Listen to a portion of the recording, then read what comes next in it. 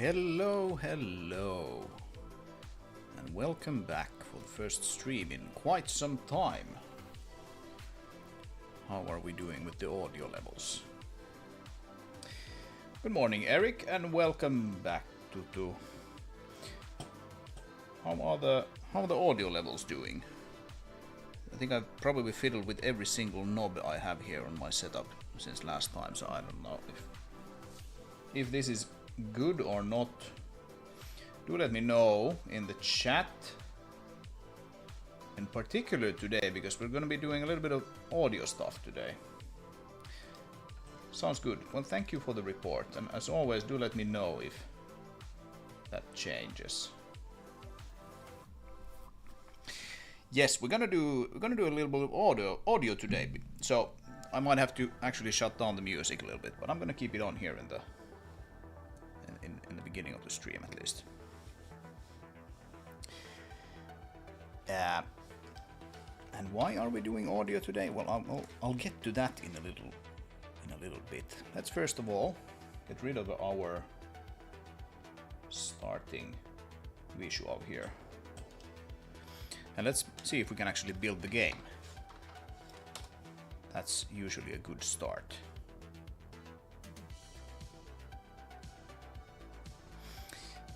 Oh, am I actually... Let's see. Launch. Basis version. I'm probably running the wrong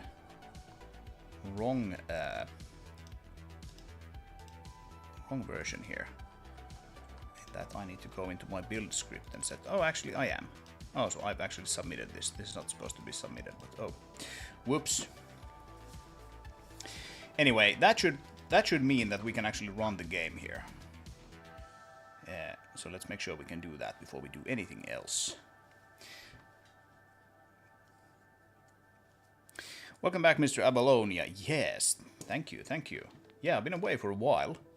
Been away for, I think a little over a month, actually. Well, when was the last stream? It was quite some time ago, actually. Let's use our trusty refinery thing here, and let's see if we can see anything.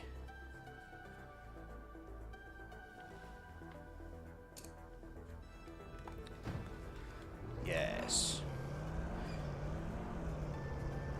Good old trusty test level. Last stream we actually sort of finished this level by doing some level design here close to the oh, the audio level here is probably actually pretty. Let's just put the master level down there. Audio level is pretty high by default. I need to lower that. So last time we did some level design here close to the gatehouse building, and I mentioned that we're basically done with this level, and that is true. It is basically complete. However, we're missing some sounds, and it just so happens that I've been doing some sound stuff since last time. So I think we're gonna be doing a little bit of putting in some sounds that I've actually gotten from my audio designer over the summer break, if you will. Last stream was very, very chaotic, in the sense that I had these weird NVRHI bugs or crashes that I was dealing with, and we spent quite a lot of time actually figuring out what the thing was with that, and I was super confused the whole thing through. Like, what is actually happening here? What is going on? As it always goes with these things, like 5 minutes after I shut down the stream, I was like, oh yeah, that's the reason why all of these crashes are happening. What I had never actually done before was run the level editor in D3D12 mode. But about a day before last stream, I switched the engine over to being default D3D12, and the game works fine in D3D12. Evidently, it didn't work quite as well a month ago in the level editor. So that was the reason why we had all of these crashes that I couldn't explain because I had literally never run the editor in D3D12, but because I switched over the engine to use D3D12 by default, it also switched it over in the editor, and I didn't realize that. So I did like the whole last stream with D3D12 in the editor, and yeah, we had some crashes and things, but like considering I had never done that before, all of the things that we actually managed to do, they kind of just worked. So yeah, I fixed those crashes like the same night as the last stream, and yeah, evidently it did work pretty well after all. But that wasn't that was the reason why we had those weird crashes. And yeah, I facepalmed pretty hard after last stream. But that's that. I'm still not actually defaulting to D3D12. I put in a single if statement there to like fall back to D3D11 in the level editors for now, but I think it should actually work pretty well on D3D12 these days, but I haven't really tested it. Anyway, since last stream, some of you may know that like the Nordic countries, but in particular Finland, kind of closed down over summer. Like, we take our summer vacations super seriously. And the plan for me was to have like almost a month away from computers, which is typically what we do over here. It kind of didn't really go according to plan. I had about 2 weeks of vacation, and then I got a pretty bad bacterial infection in my foot, and my foot swelled up to like twice its size. It was kind of funky, really. Very painful, but kind of interesting at the same time. And because of that, I kind of just had to lie in bed for about a week. And during that time, I was like, okay, I kind of don't have the energy to do any real work, but I still don't want to, like, you know, waste this time doing nothing. So I did some Box 3D investigation, which was the Box 3D video that you may have seen if you've been following the channel. Whipped together a quick Box 3D backend. That was kind of when I was already feeling a little bit better and I could sit in front of the computer and yap. But another thing that I did was I finally got back into Avalonia, as Tutu already alluded to. And this Avalonia thing has been like on my to-do list for ages now, because as some of you know, I have these editors and tools that are built on WinForms. And they kind of work. They're a little clunky, but they kind of work. We can open up the level here, and this should now properly work this time around. Yeah, you can see we're on D3D11 here in the editors for the time being, just in case. And the D3D or the WinForms editors work kind of okay, but WinForms is kind of a dead UI framework at this point. So it's been on my to-do list for ages and ages to look into Avalonia to see if I can actually remake all of this UI using Avalonia. That would also allow me to potentially target these things or target other platforms than Windows, which would be kind of nice. And so, as I was lying in bed under pretty heavy painkillers, I started looking into Avalonia, and one thing led to another, and I was like, yeah, this is actually kind of neat. I'm gonna redo one of my editors in Avalonia, and we'll see where that goes. And then I figured, okay, which one is it gonna be? Because it's obviously quite a lot of work to redo something like the level editor. let's maybe not start with that. So I started with the audio editor. And the audio editor, if you aren't aware, let's see here. It used to look something like this. So here we have the old one. Oh, it starts on the wrong screen. Here we have the old one. Here is, for example, the Madrigal logo startup sound.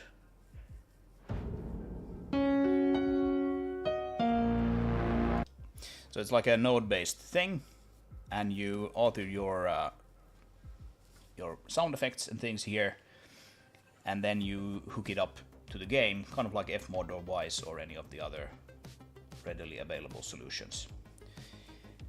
And yep, this is also WinForms. But I figured, okay, let's start with this thing, because it is kind of self-contained, and in fact, here we have the new version now.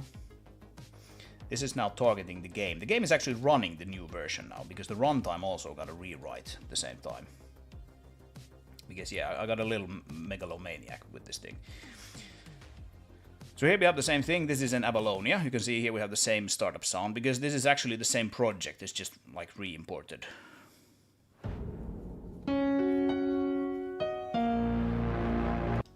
So yeah, exactly the same basically. But this is now Avalonia, no longer WinForms. And because of that, we can actually run this editor, at least in theory, on Linux. And I actually tried that out. I haven't built the runtime for Linux yet, but the like .NET parts already work actually really well in Linux. So I'm kind of hopeful that I can like start slowly making my way towards actually working on Linux through this.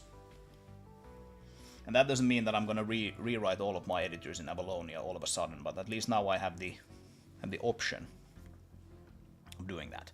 And it was originally kind of not supposed to be the entire editor, but I got started with this, and then I was like, okay, I'm just gonna do the whole thing now in one go while I'm doing it.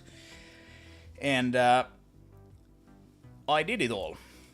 I basically finished this yesterday. I'm sure there's still bugs in here, but I got this into like a usable state yesterday, or into like a feature parity state with the old one, essentially. So this stream is going to be all about putting in some brand spanking new sound effects into the game using the new editor and seeing how much of it breaks. You can see that this looks pretty much exactly like the old one. If you have been around for a while, you might have seen me messing around with these node graphs here. I've tried to port them as close as possible to the old one, so they should behave pretty much exactly like the old one. I did make some changes though, like this snaps to a grid by default. You can just hold Alt and then you can override the snapping here, but certain things like this, like they do work a little bit differently here in this editor. You can add new things here from a right-click menu now, rather than dragging it from a panel on the side. But basically everything works exactly the same. And the 1.0, this is now Timbre 2.0, this Avalonia version. So the 1.0 project has been imported here, and everything essentially works just the same. So here we have the Scout.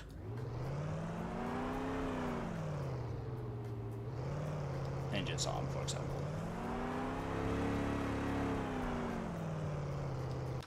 Some of these node graphs are a little messy because I haven't kind of realigned them with this new grid.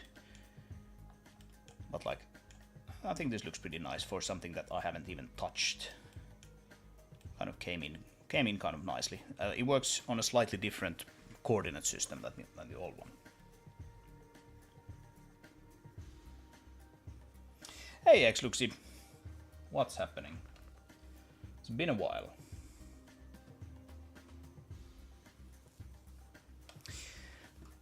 Anyway, while all of this was happening, I got some new sound effects that I was waiting for.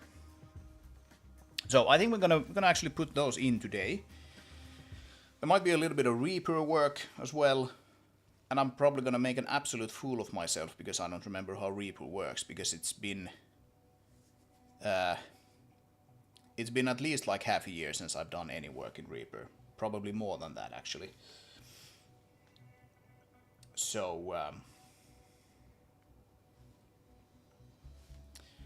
we'll see how that goes. Also been a while since I last been in pain. Lower back hurts like someone stabbed me. Oh, Jesus. Sorry to hear that, yeah. Chill and relax, that sounds like a good idea. Yeah, I did that for about a week. Yeah, I got some... I got like to top off the whole thing, I got antibiotics pretty quickly when I realized what was going on. And of course, the antibiotics didn't work. So... I went back to the same doctor and went like, hey, this is just getting like more and more painful. Please help me. So I got another antibiotic, which did work. But in addition to that, I got probably the most effective painkiller I've ever had.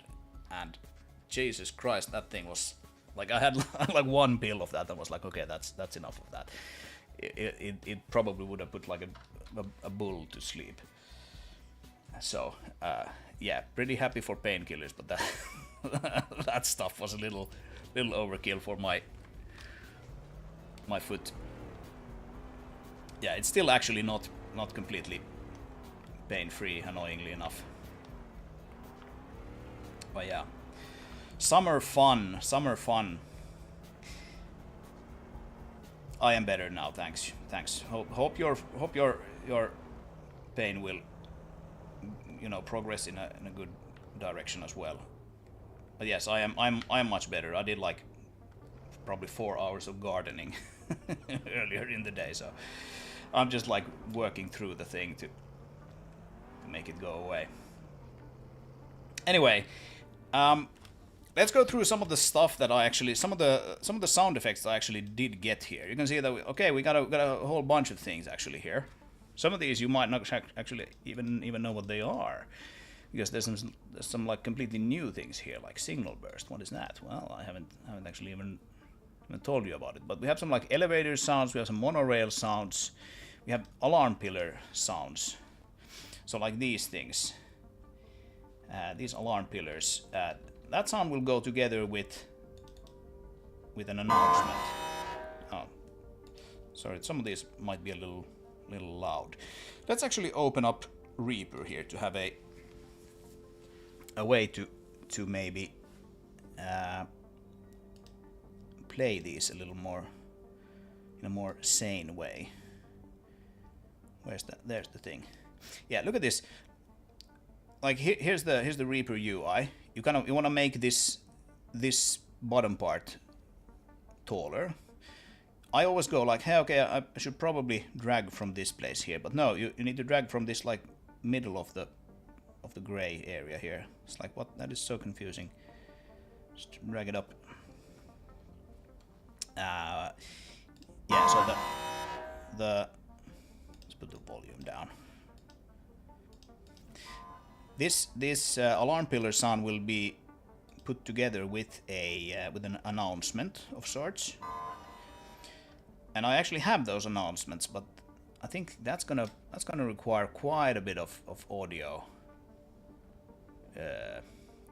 work, audio processing.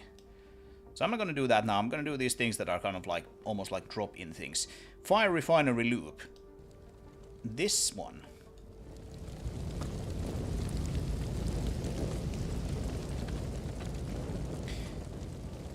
Which, yes, indeed sounds like a fire. That is supposed to go here, next to this smoke pillar, because of course there was an explosion here. We have a fire, or at least we have some embers. So it needs to go on this guy here. That one we could probably do. We have a gate opening sound.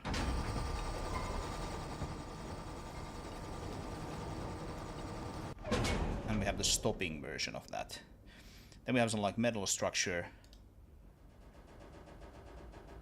kind of like metal fatigue sounds for the big elevator. So this thing here, they might require some thinking how often and when to actually play those things. We have the vehicle gripper arm and bed and pincer sounds.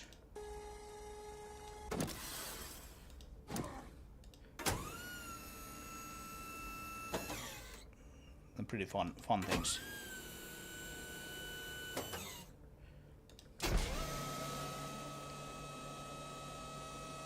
So yeah, I think these will require a little bit of coding as well.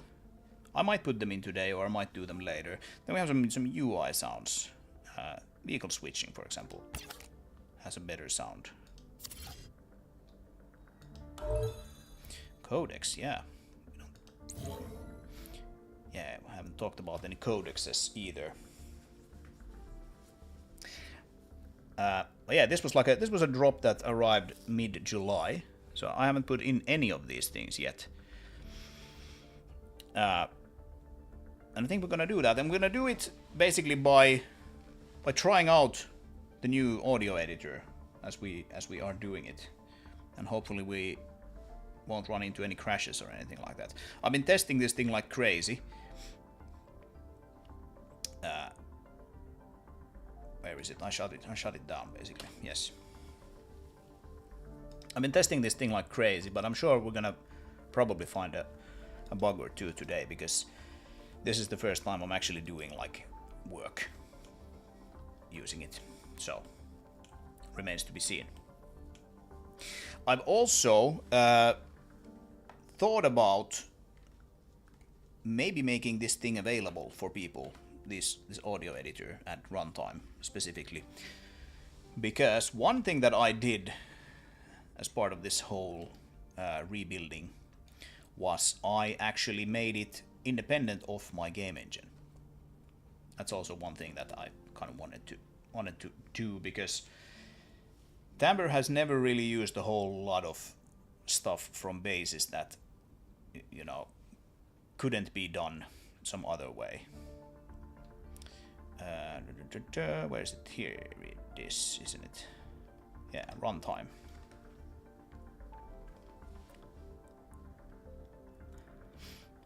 So this thing is actually kind of tiny now. You can see here's the entire API. It's pretty heavily commented. It's like 500 lines with all of the comments and everything. Here's the entire API for Tamper now. Can make it a little larger, because some of you guys just keep bugging me about my font size. Let's make it larger. So yeah, this is all C now, so you should be able to use it from basically any language. So if that sounds interesting, let me know, and maybe come talk to me on Discord, and we can maybe set something up if you would like to try this out in like in your own game. It would be pretty cool to release this, but before I do that, I'd like to have some like beta testers basically to tell me what works and what doesn't.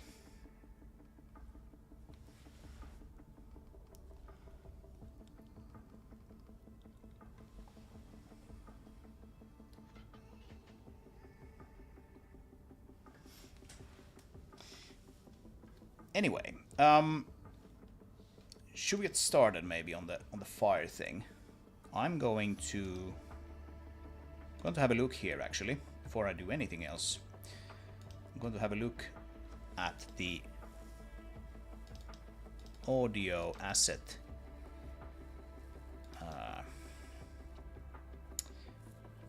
structure here. We have asset sound effects. I wonder if this would be like,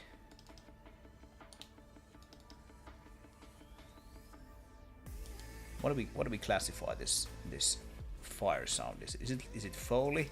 It's not really a hard sound effect. Machinery and vehicles tend to have a lot of sounds. Yeah. Ambient. Maybe it's ambient. Map refinery ambient loop. Let's call it ambient. And Now let's see if I can remember how to actually do this properly. So I should not create a folder here. Instead what I should do is I should go here to Reaper and I should use my time-based template, and then I'll go to this folder here, and then I need to check this create subdirectory for project, and I'll call this map refinery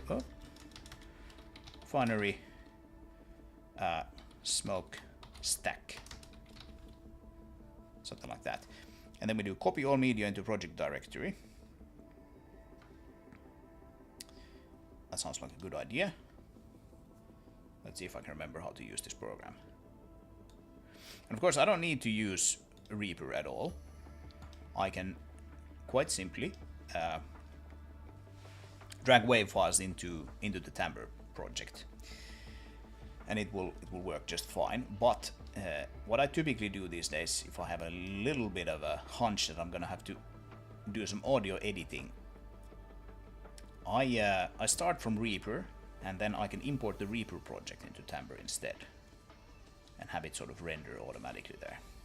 So what we're going to do here is we're going to drag Fire Refinery. Oh, one thing. Let's call this sudo master. And then we're going to drag this under the sudo master. Like that. Right?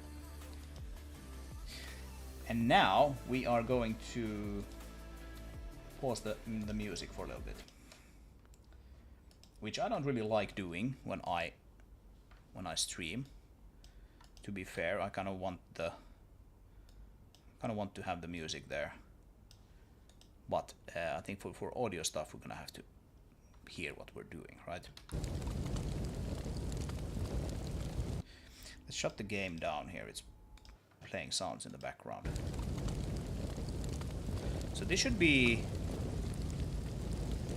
perfectly looping, as far as I know. Let's turn on looping.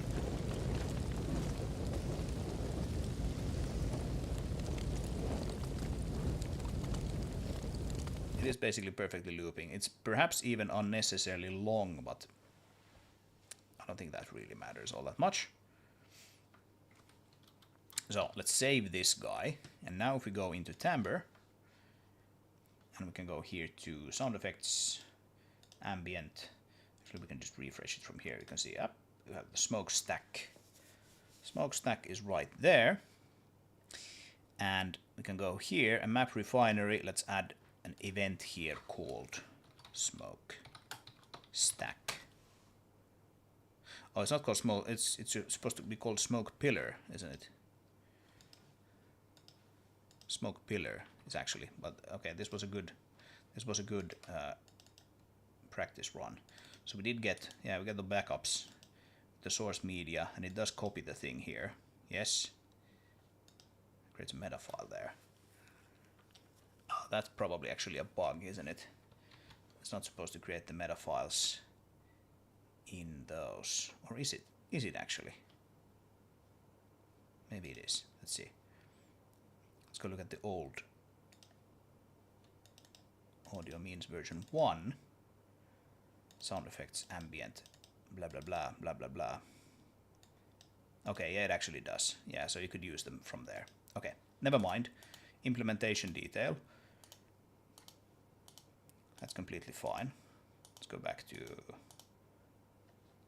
here. So smoke stack. Yeah, smoke pillar is actually what I wanted it to be called. Yeah. And yeah, I could I want to use my template again. I could have renamed that, but I think it's probably easier just to do map refinery smoke pillar. Smoke pillar fire. Yeah, let's call it smoke pillar fire.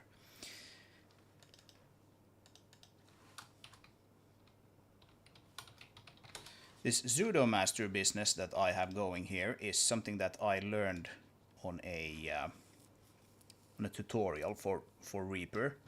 That not that.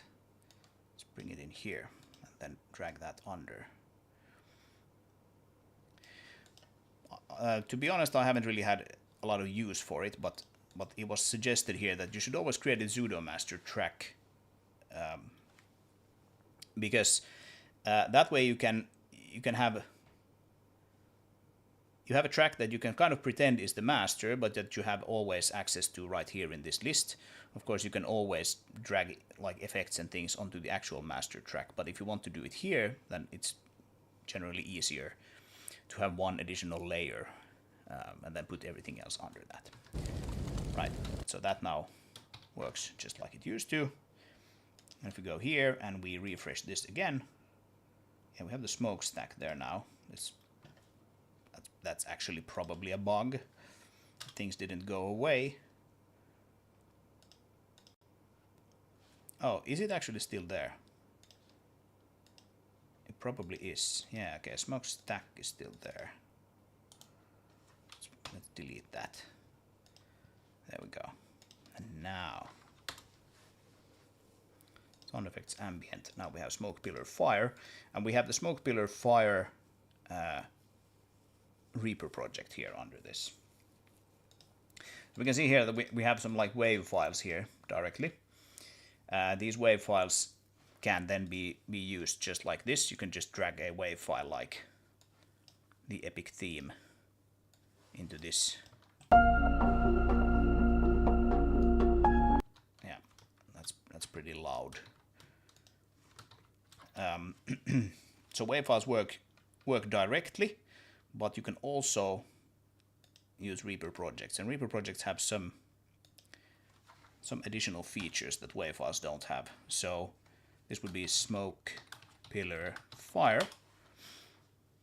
and if we drag this guy now into here, we can see that okay, it says re-render needed. So we can just right click here and click render. Reaper will open and render the thing.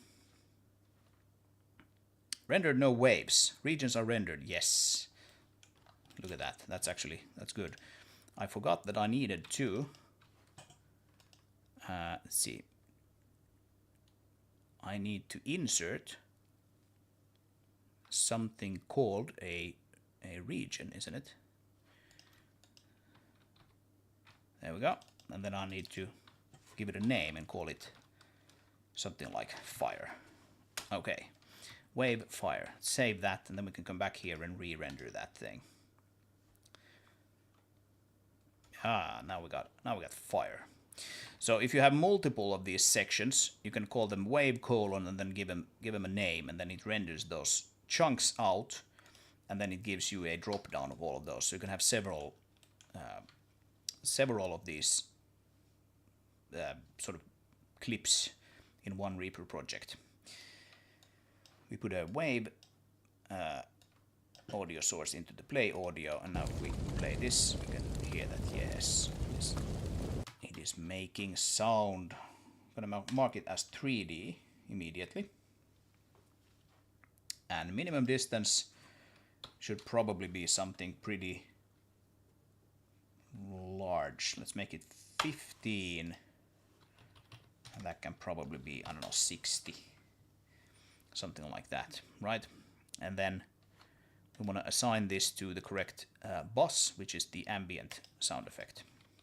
So what is the bus? Well, the bus basically means here that if you go into the game menu and you pull down the ambient sound effects, for example, the fact that this smoke pillar fire belongs to the ambient sound effect bus means that it will react to that slider, essentially. And yeah, that's it basically. That's it basically. Now we can build the project.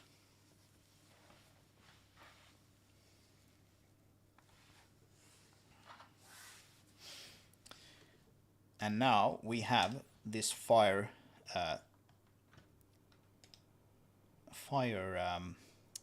smoke pillar fire event available at this path. Event sound effects ambient map refinery smoke pillar fire. So that's pretty cool. Let's go into the level editor here. and drop one of these guys into the correct place.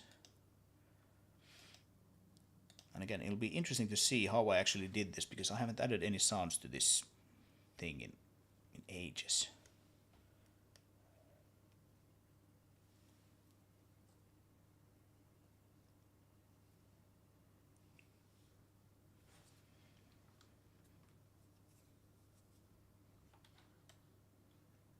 So what do we have?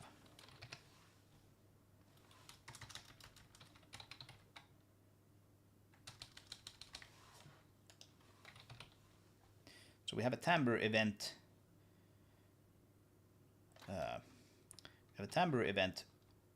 Component. I think we can basically just add one of those guys here. Bloops, get this cool little sound effect icon.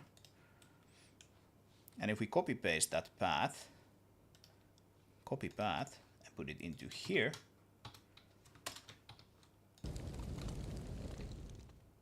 there we go. Now we can hear the whole thing.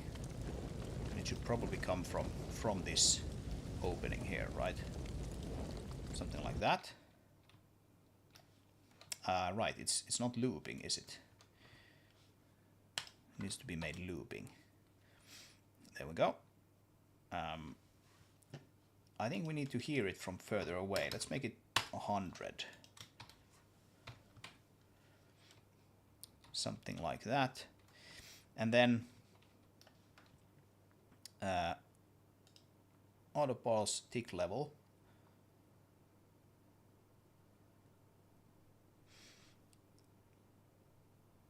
Yes, so this could probably be set to, like, we have 3 levels of simulation in the game currently. Full is just like, okay, the game is running. None is the game is paused. That's what happens when you go into the pause menu. And then we have partial. Partial is currently used in cases like the conversation. So when you start a conversation with another character, like Mrs. Florence at the gate, the physics are paused, but the some of the logic still runs, and so you can keep like the ambient sounds playing, for example. So I think we're going to put that to none. That means that, like, pause it when we go to none, but leave it running when we don't.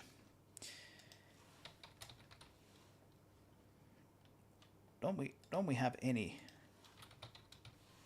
ambient noise loop? Okay, where is that guy? That guy is sitting there. All right, it's not actually. It's not a 3D event. It is just playing from everywhere. But anyway, it's in audio, so that makes sense. We can just drag this guy to audio and call this smoke pillar fire, something like that. And let's play this and see what that sounds like.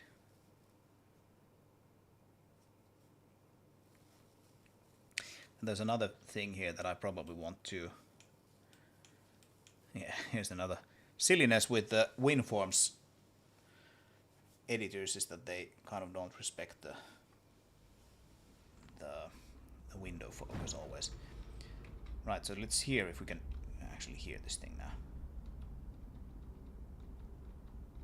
We cannot, okay? Did I make it autoplay? I did not make it autoplay. That would be the reason. Let's save that. Yeah, there was one more thing that I needed to do here. Make that export while we're talking about this. So here, this RPP file, we can make timbre converted to Ogvorbis as part of the build. We can probably even can we manage a build here.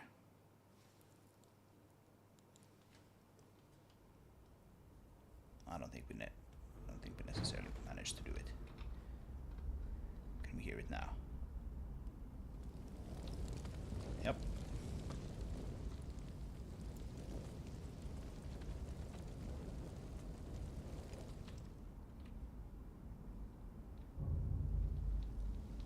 we should hear it from like a bit further away still, from down here maybe.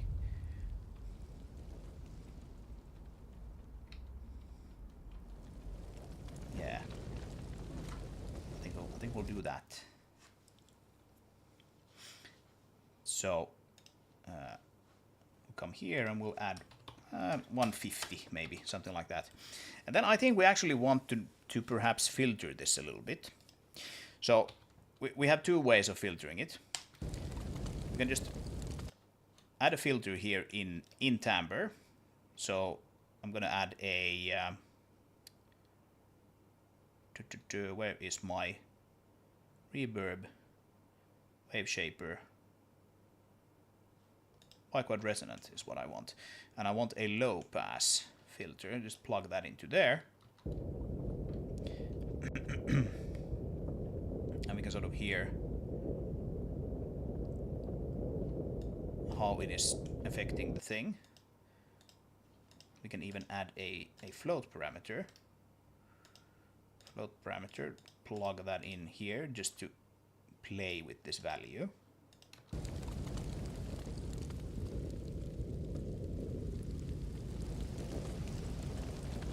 And we can hear that like the treble, the higher frequency sounds are kind of going away when I raise this parameter here. And now we have like only the really low ones. We don't want to filter it quite that much, but I don't quite think this. I think there's a little bit too much treble in the sound. So maybe something like 0.5 could be kind of nice. The problem, if we want to call it a problem though, here now is that this is running in real time, and I don't think we need it to run it real time. We don't need to waste, so to speak, any CPU cycles on that. So let's put a low pass.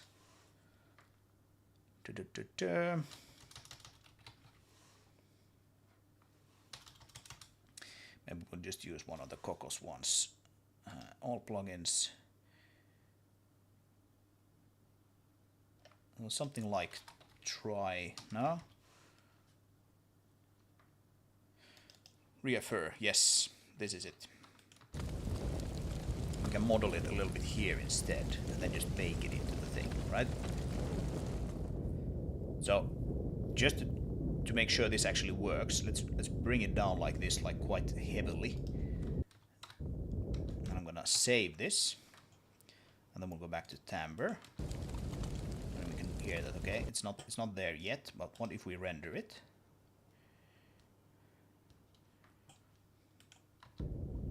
And now we can hear that. Okay, we don't have any filters here, but we can hear that it is clearly filtered.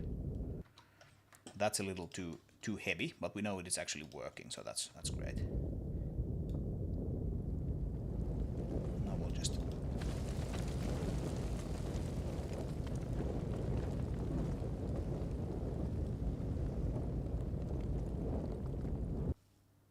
something like that, right? Let's make that looping.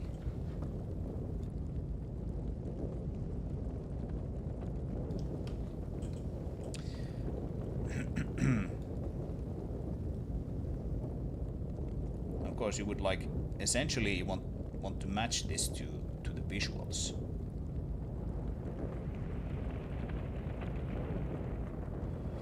Like this sound is probably of an actual fire, and here we don't really have that anymore. We have, well, there might be a fire inside of that power plant.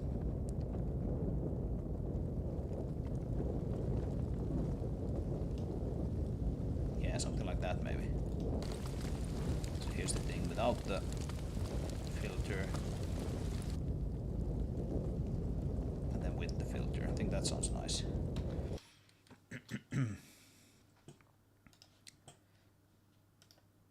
Let's render that.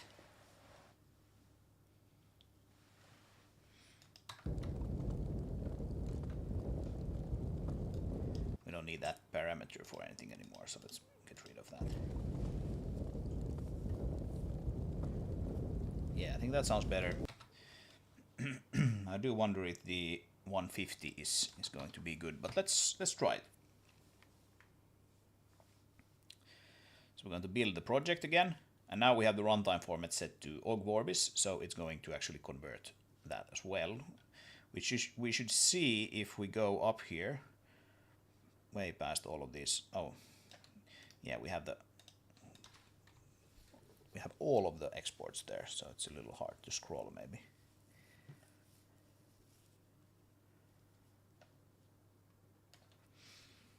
So now we should see that it is actually converting.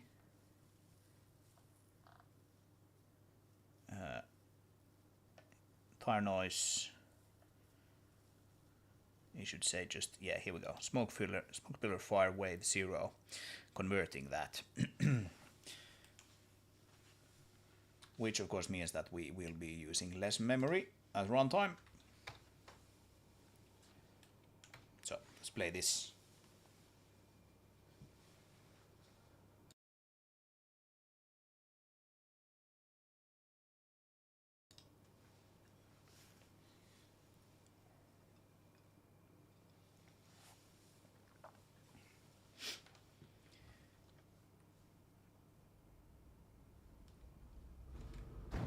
Here we go.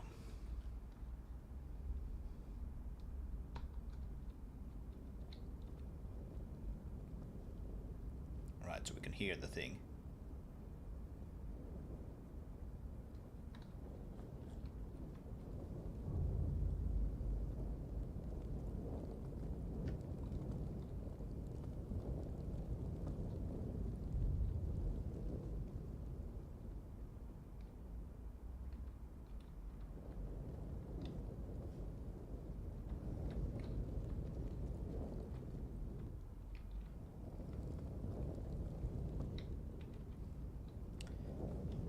Yeah, I do wonder if that processing is a little too heavy there now.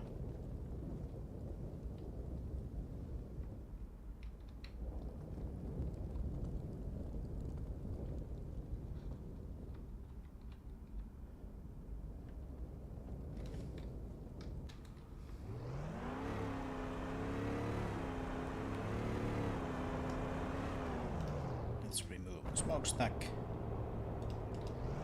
blocking the way.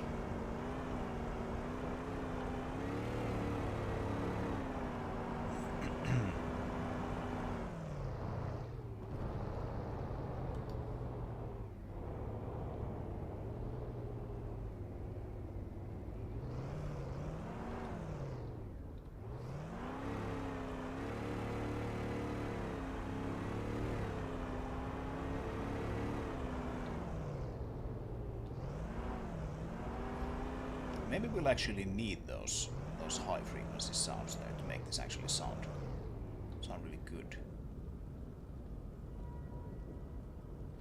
Let's try with that. And of course, now that we have this nicely and easily hooked into Basis, we can just toggle that off and re-render.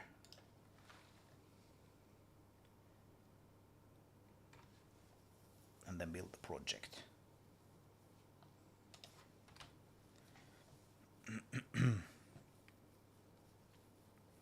And there we go. But I think I'm gonna probably, well, first of all, I'm gonna take this because we have smoke coming out of here, but also out of here. So let's just move it here. Whoops.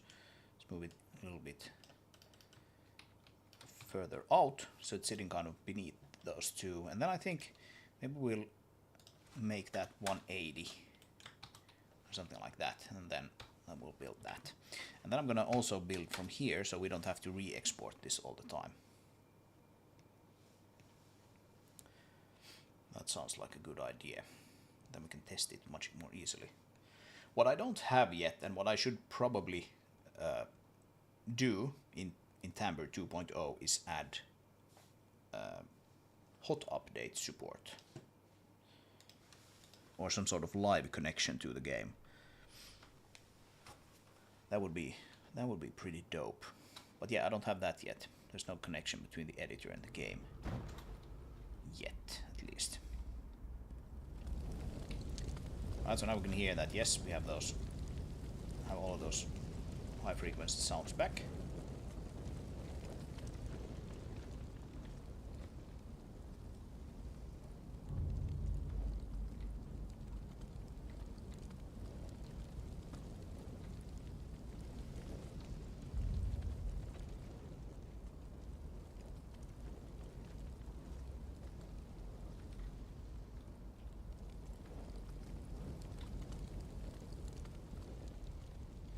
Yeah, I think we might want to actually have that filter there, but just like tone it down a whole lot.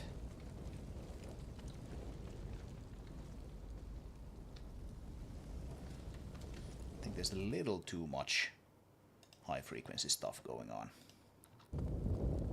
Let's see.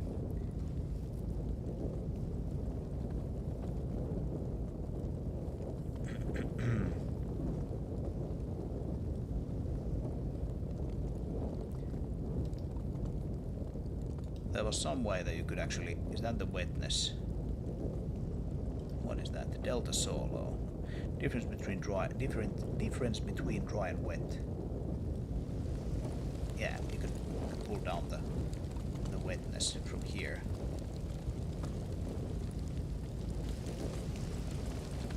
Yeah, so without any kind of filtering, it almost sounds like rain.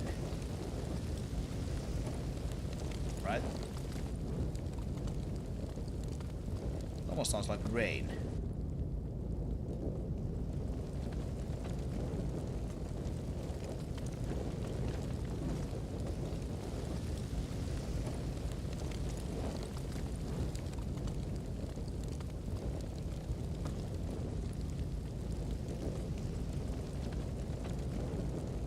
Yeah, I think this is probably good. So this is with, and this is without. Make it 45.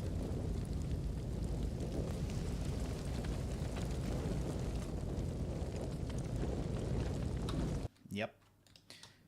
Let's go with that. And just to not get stuck on this, I'm actually going to shut that down. Just an easy way to make it slightly annoying to reopen it. Rendering it will reopen it, but it would just flashes on the screen. Something's boiling. Yeah, it sounds a little like that. And I think with that we have our first sound in the game. And we can move on to the next one, which I think is going to be the vehicle switch sound.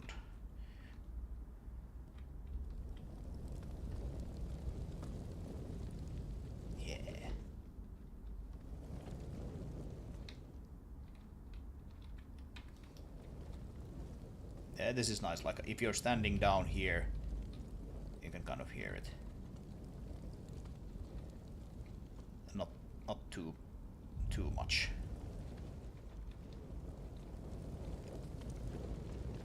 Cool. And I did make it looping, did I not? Yes, I did. Good. Okay, cool. One down. I think I had a vehicle switching sound already, did I not? Put something down here. Good old gripper. Yeah. There's a click sound there, which I think is just... Is it this one, maybe? Nope, it's not that. Oh, switch vehicle is actually its own thing. Okay. And here we have miscellaneous vehicle sounds. Show in assets. And we can open that in Reaper.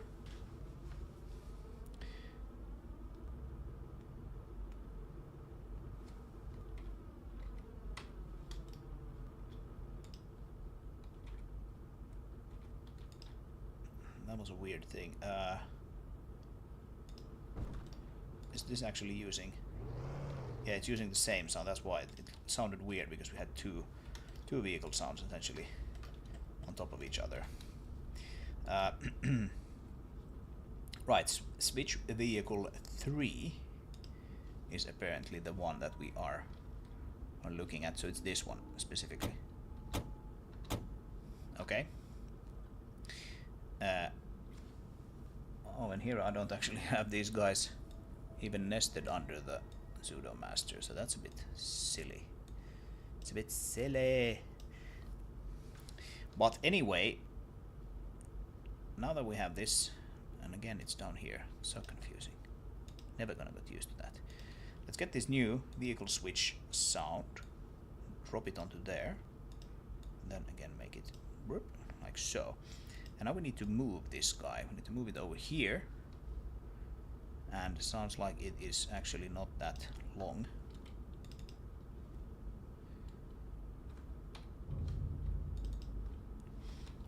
And what is this going to be called? Vehicle switch number 4. Yeah, so I have like vehicle switch 2, 3. Right, so here we have reverse beeps. Some stuff that I tried.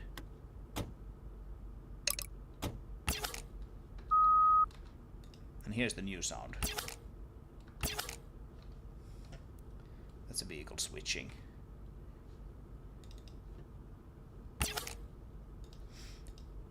Designed by an actual audio designer this time around. Switch vehicle 4. Save that. And we don't have it here yet, but if we re-render this guy,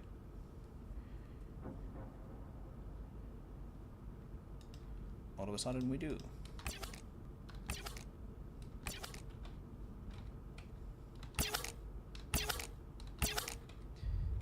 I probably brought down the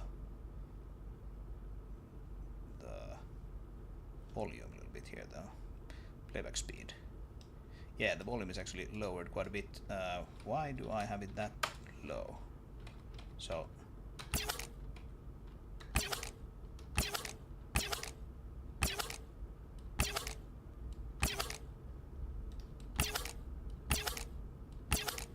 yeah, I had like a random float here for the playback speed, which is like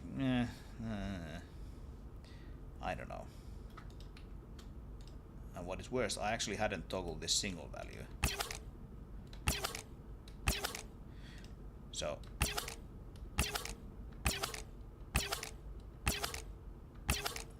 I mean it can be okay.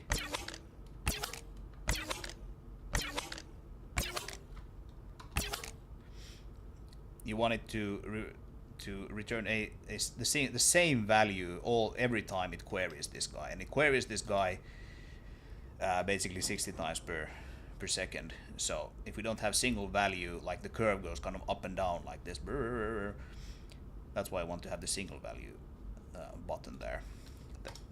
Then it's a little bit of a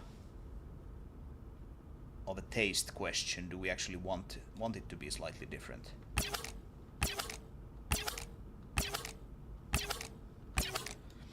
Maybe it's fun that it's a little different every time. I don't know.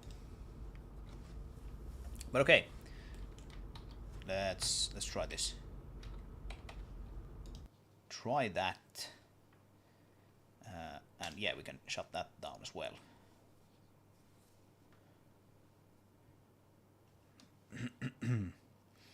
I think this is what we used to launch the game.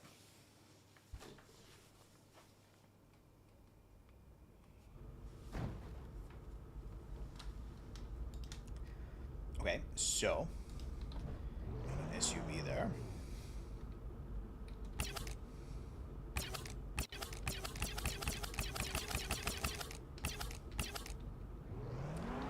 Yep. All right. It's I think it's a little loud. It's a little loud, maybe.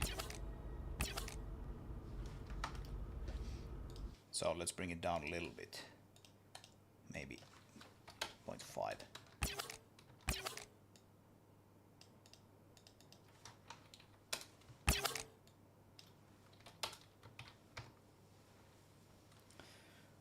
This is not a 3D sound, it's a 2D one, so it doesn't really have a place in the world. Sometimes with 3D sounds, you think they sound pretty good, they have enough volume, and then you try them in the game, and it kind of turns out that the camera is so far away from them that you can't even really properly hear them. That shouldn't be the case with this guy.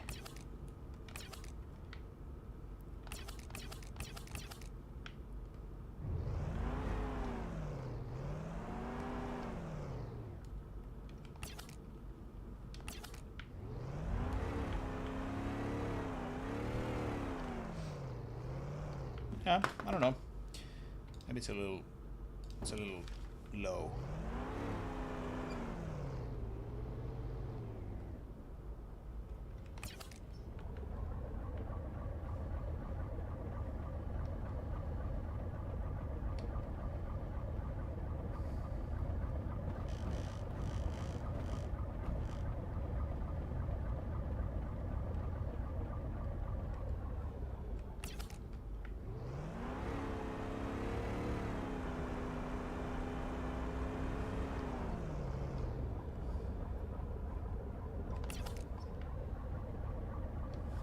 Yeah, let's make it a little louder. I'm gonna make it 0.75, and then I'm gonna call it a day.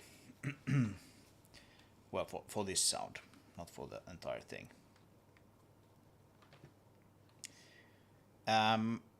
Rightio. What would be the next sound that we want to do? I won't be doing the gripper truck things right now, I don't think so.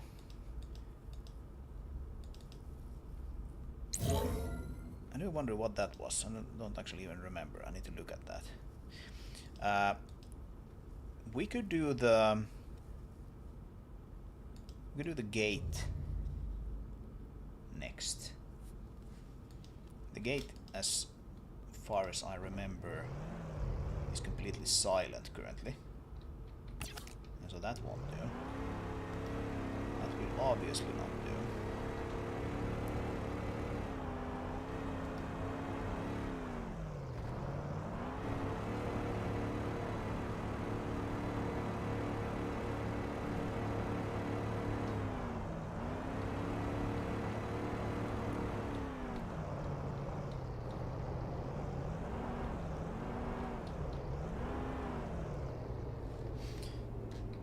Right, so if we open the gate, yeah, it's completely silent. That's no fun. Close main gate. So let's play the sound at the same time that we open the gate. I'm gonna move this off to the side here.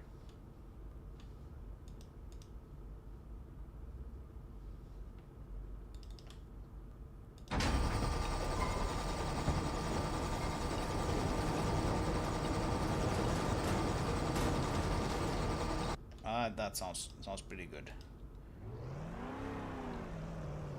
So I think we need to do a little bit of cutting and pasting, because there's like a few little things here with this gate. It has like a start, and then it has a looping, and then it has a sort of stopping, like a bookend to the thing. So if we go to Reaper once more, and then I'm gonna do, I think I'm just gonna do time-based. Let's put this into, let's call this gate machinery. And not necessarily tie it to any level or anything like that. It is just the machinery for a gate. What do you want from me? Sudo master. And then we're gonna do gate sequence start. Yeah, this is like the looping part. Then it kind of fades away. Right? We don't really want that end. Instead we want it to start. So that part. Then we want to have a looping part, which is like about there. And then we want to, we can even loop it from here. Yeah, it doesn't loop perfectly, but we can We can try to do that. And then we want a stop, which we want to kind of play at the same time that the looping sound stops. So let's bring this into the thing. Into here. Come on. Where is it? Right there. And here as well. Oh, up there.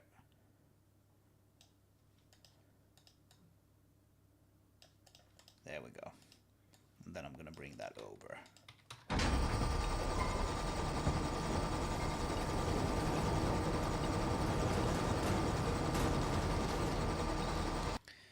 And then what we'll do is we'll create a piece of this which is like the beginning, probably to like over there or something like that. So it will play that, and then it will transition into this looping thing, and then when we send a signal to it, it will play this end and then stop. So we're going to do a little bit of node graph logic there. But I'm going to go get a glass of, or rather a cup of coffee, because I need a little bit of coffee to summon my Reaper foo. And so I'm going to put up a quick break visual, and when I come back in about 5 minutes, I'm going to put together this gate sound. So see you in a little bit.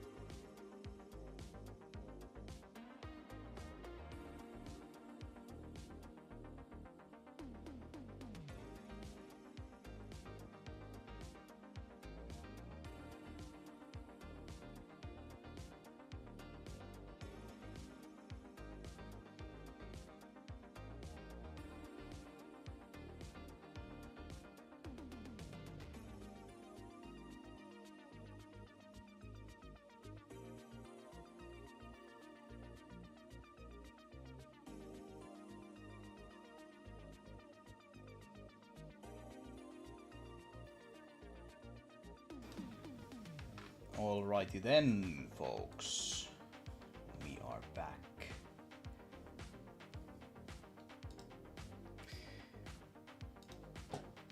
Yeah, and we got a new subscriber. I get notifications occasionally. When you have enough subscribers on YouTube, like YouTube doesn't notify you anymore. But for this channel, which has 159 subscribers apparently right now, I still sometimes get notifications for it. I don't know what the logic there is.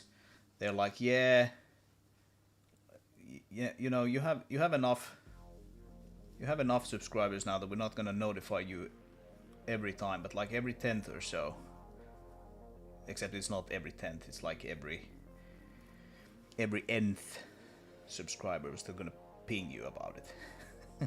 And then at some point it just stops. But hey, welcome. Glad to have you. Yeah, I'm still not 100% sold on this idea of splitting off the channel onto a live stream one. And of course I can just go back to the main one, but we have been building a little bit of a audience here, so I think we're gonna keep going with this one. Anyway, we were talking about gates and gate sounds before, and maybe we'll just dive right into it and see what comes out of that. Turn off the music once again so we can hear what we're doing here. I'm gonna save this, and then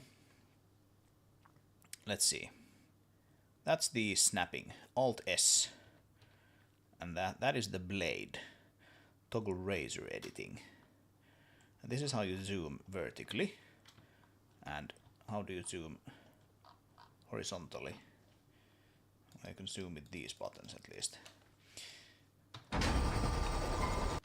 Yeah. Do let me know if this volume here is too loud for you guys. I don't want to... I can easily lower it for you, but I also don't want to, you know, make the whole stream too low. So do let me know in the chat if this is like some of the levels here are annoying. Anyway, we are going to want to cut off a piece of this guy so that we have like the beginning. And then we launch into this kind of nicely looping thing here. So maybe something like that could be the beginning part.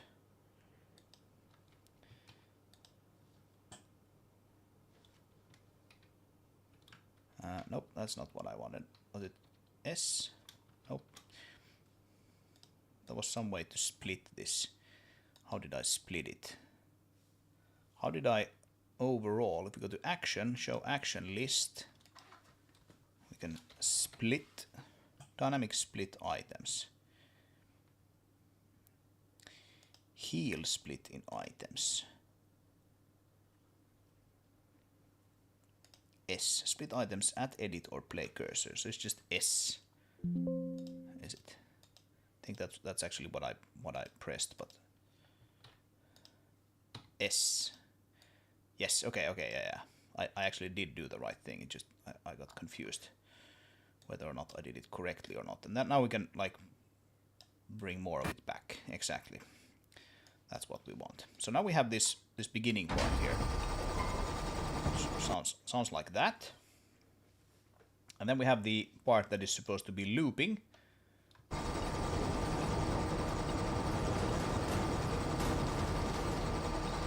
Which I think should go probably until about there. Can bring that down. How well does this loop?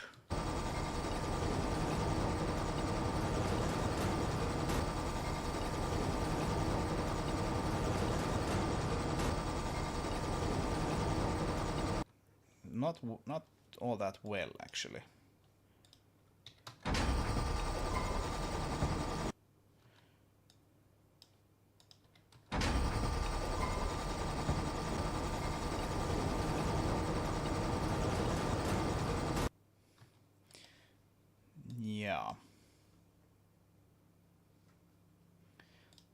So what we could do here, we could split this guy, and then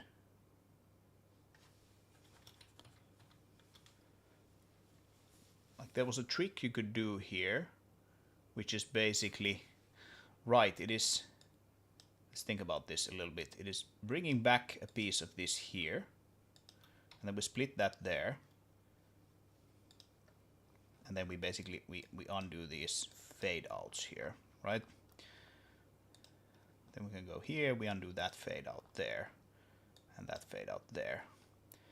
And then we can take this guy, probably turn off the snapping, and then kind of fade it into something like this, right? Snapping there.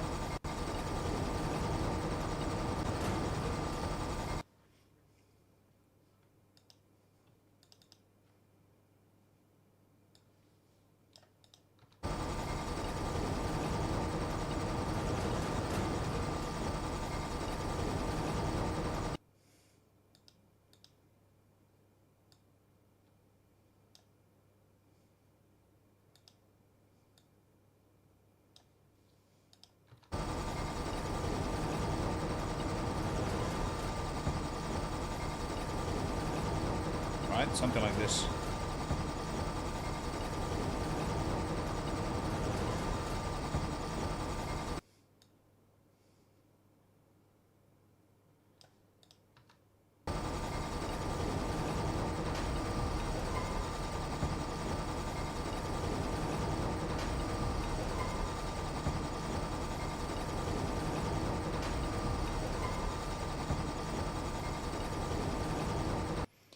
That looks pretty seamlessly. There's this one piece here which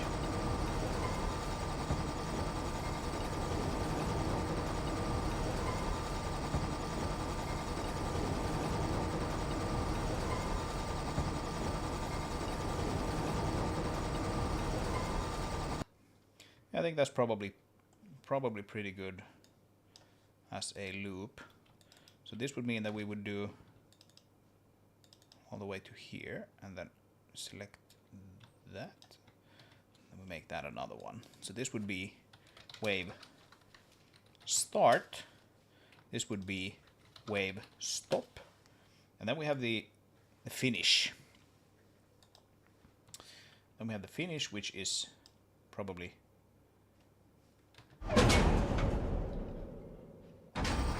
yep, which is that one, and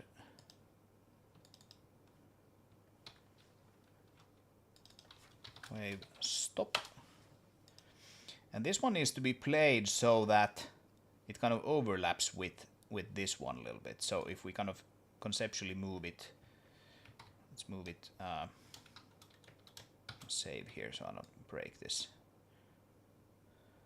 Something like this, right? And if we select all of this to play,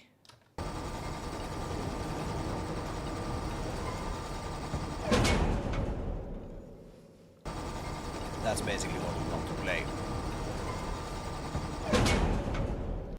It's pretty it's pretty loud, this last one here. I think we're gonna want to bring the volume down. That's volume, right? Yes. Bring down the volume a little bit here. Oh, we can even bring it down here on this guy. We get a nice little feedback there for from the visuals.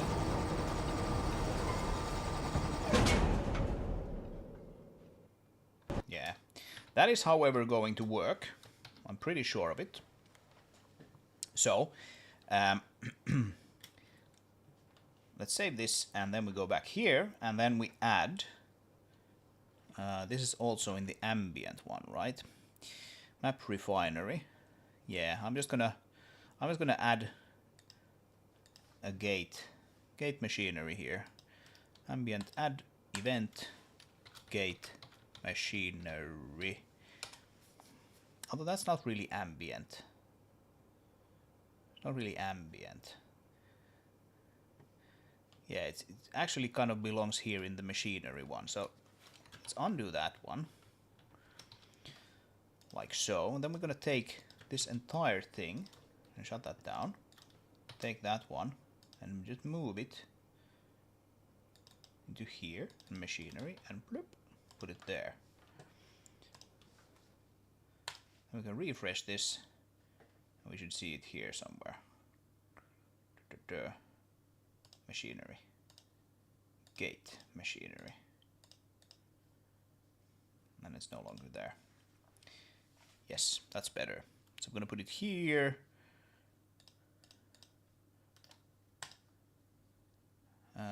Let's call it event. Gate machinery.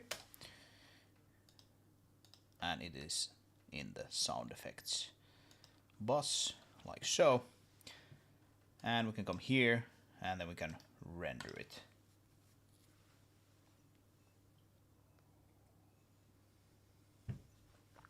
And now we have 3 of these guys.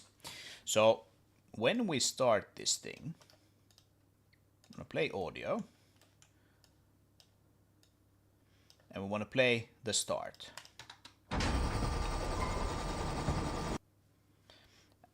And then when this finishes, we want to play the loop. So just do stop and stop. Oh, that's not good. What's it called? Stop and stop. Did I name it thusly? Let's open this in Reaper. Yeah, I did. And interestingly, it doesn't break because of that. But that's supposed to be loop. Right? Let's re-render that.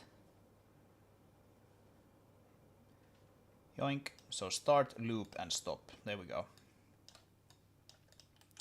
And this one's supposed to be looping. So let's see how seamlessly it actually flows into that one.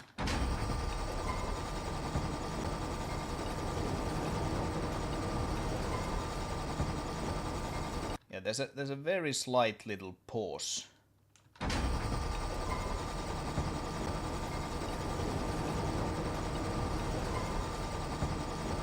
Which is a little annoying.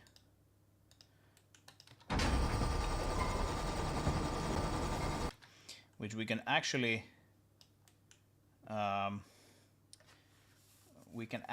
probably get around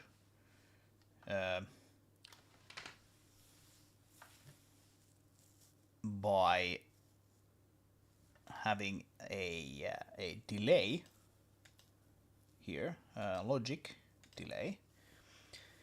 We begin the delay and then we run it through that and do the play, but we don't delay that much. Instead we delay length minus a very small amount.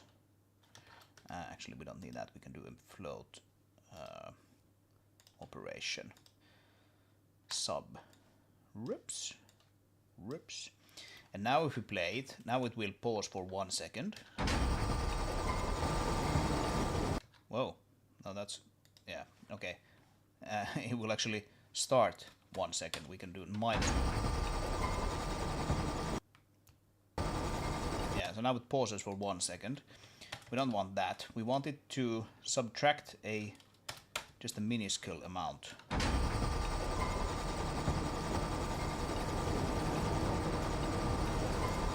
Yeah, now we can't hear that pause there anymore. Whoa, that's a little bit of a bug. If you drag this on top of that guy, kind of considers it dragging the pin, but that's not really a bad thing, but yeah, it's a little annoying. Anyway, now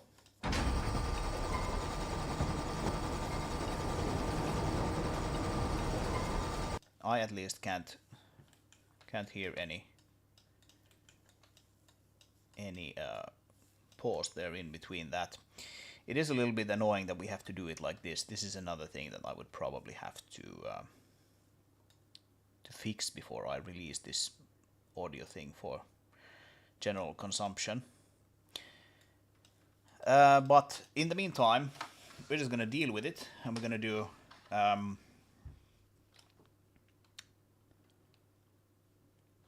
play the loop a little bit early, or rather start the loop a little bit early to work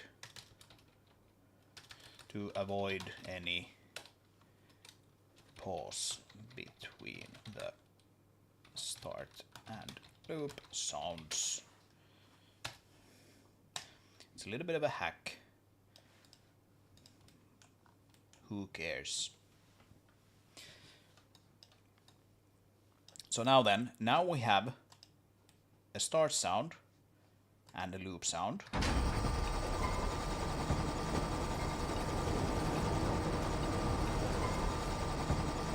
Which never stops.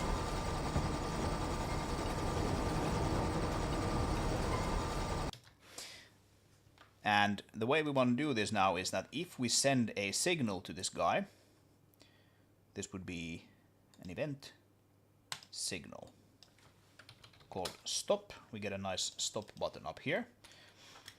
When we send the stop signal to it, it should play the stop sound and then end the event, right? Let's copy those guys from there to here. Yes.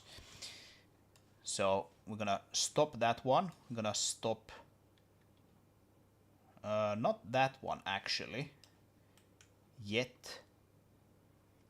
We're gonna play. Let's think about this for a little bit. I think we're gonna do a little bit of a delay here.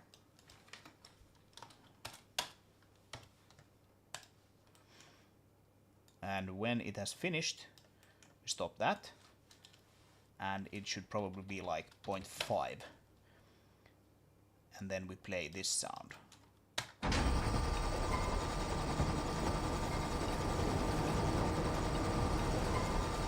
So now we are in the loop. Now we stop it. Oh, I made a mistake. That needs to be stop, of course. Okay. Yeah, we have some bugs here still to iron out. That needs to cancel that as well.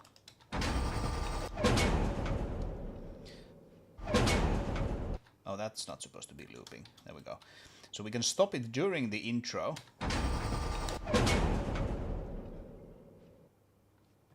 And then it finishes.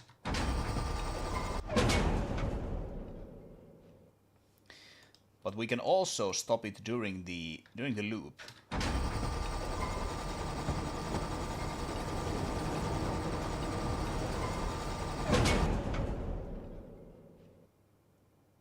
Yeah, that's kind of nice. Actually, I'm going to wire this delay here into stopping both of these things. So how should we wire this so it's least confusing to look at? Something like this. Stop the other sounds with a small delay so the stop sound has time to begin. Right, so we don't like actually have any pure silence here, because that would sound pretty bad. And that guy can come down there.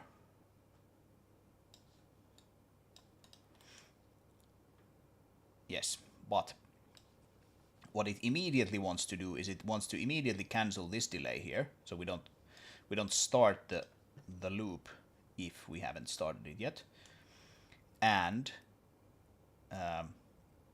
we immediately want to start the stopping sound.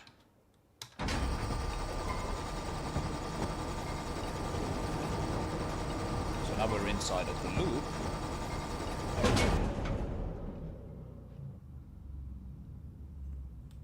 Alright, and something very noisy is driving past my my house here. Sorry about that. We can also stop this thing during the intro, and that will work as well.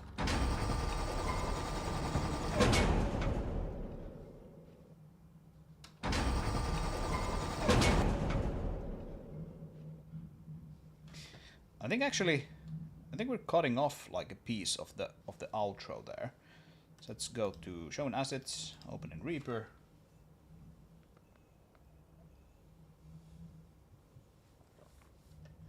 So if we play this thing,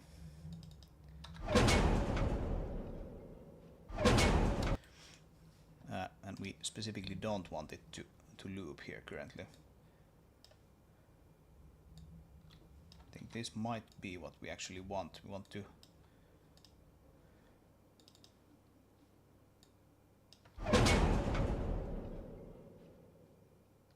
there's a pretty long tail there. We might want to bring that down a little bit, like so, and then we take this guy here and just fade it out.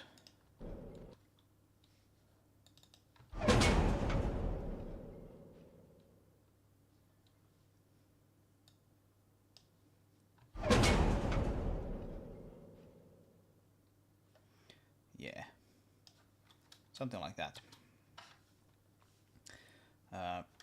Save that, shut it down even, and re-render the thing.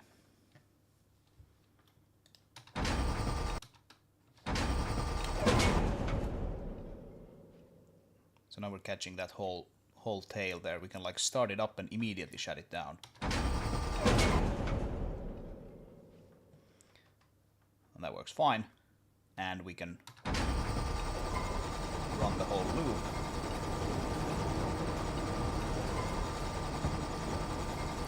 And then at some point shut it down.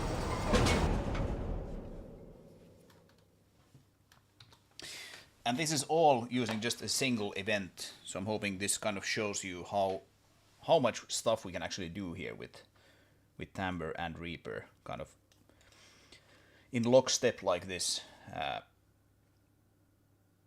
This is turning out to be at least the best way I know how to design these kinds of sounds in such a way that they're kind of you can make them as long as you need, like the loop here is as long as we want it basically, and then when the gate is shut we just send that stop signal to it, and then that's it. Probably gonna have to actually do a little bit of scripting here though, so I don't exactly even remember how I did these things in the past, so that'll be interesting to see. Wouldn't really like to write any proper code for that one gate though, so we'll see how that actually turns out. Anyway, now we have this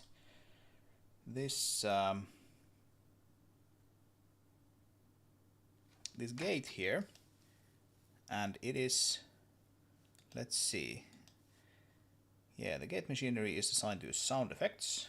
That's nice. Gate machinery here, that can probably be an ogg vorbis file as well. And let's build this guy.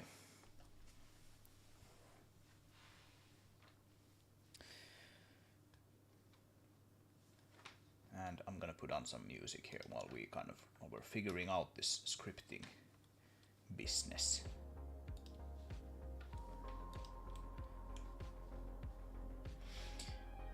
So,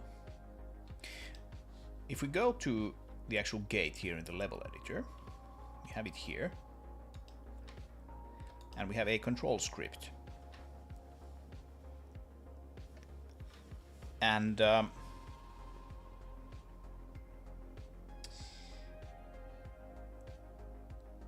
we can see that we're running these functions here: so open main gate and close main gate. And we can also respond to a message. This is how the mission actually asks the gate to open itself when you have plugged in one of those power cells over there, right? And that means that it's sending message sliding door 1 and 2, it's sending open to them. Sliding door 1 and 2 we have here. We have open. So this is actually a well, it is a sliding door object. And we can see that it is scripted There's a transform animation, path animation 1, just there. We can probably see it if we play it. We can see that there's the transform starting probably from this guy here and then moving into this. Yeah, there's the target 1, and then that brings the entire door with it. So basically we want to play this sound when we start the animation, and then when the animation ends over here, we want to stop it. And how do we do that? I don't actually know. We have something called a scriptable timbre event. I think that's what or is it scripted timbre event? Let's plonk one of those guys here and see what we have. So what can this guy actually do?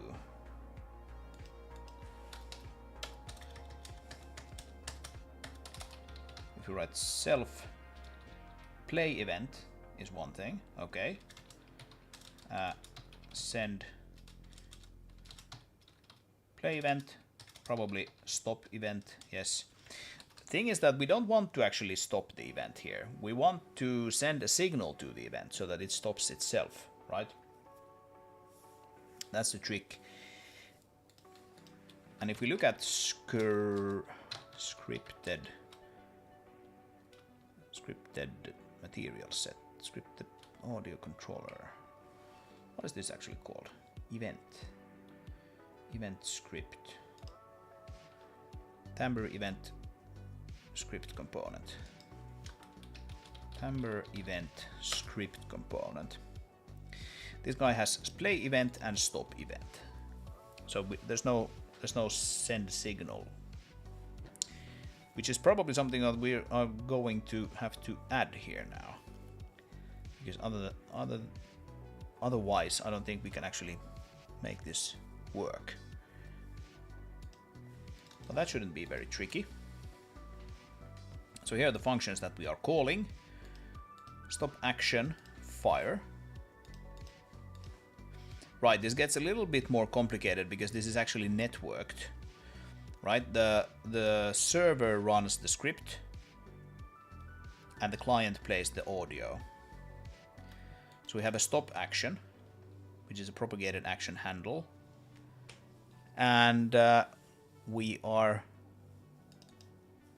initializing it here. We're probably setting some action fired callback. It's right here. Stop action fired. Okay.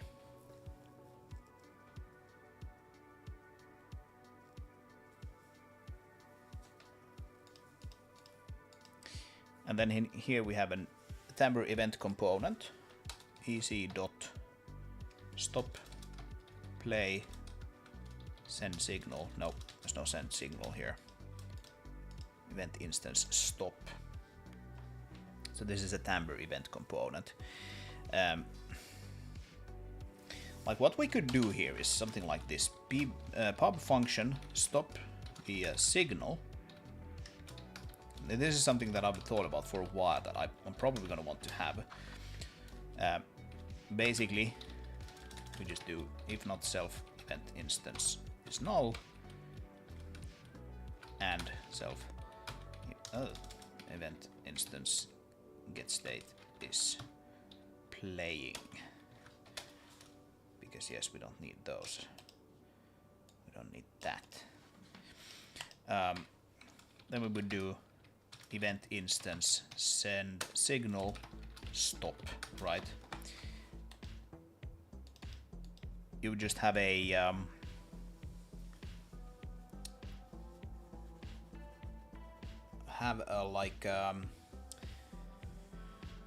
standard here what that event instance is going to be actually sending.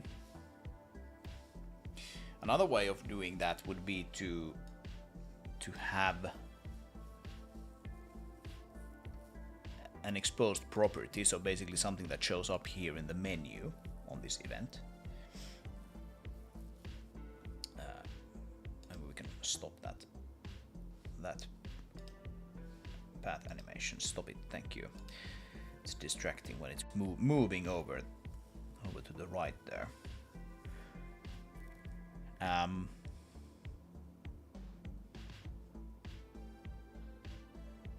Yeah, so we would have a set of signals here that we could send to the thing. And we could name them here. Basically, what I'm trying to avoid here is having to send the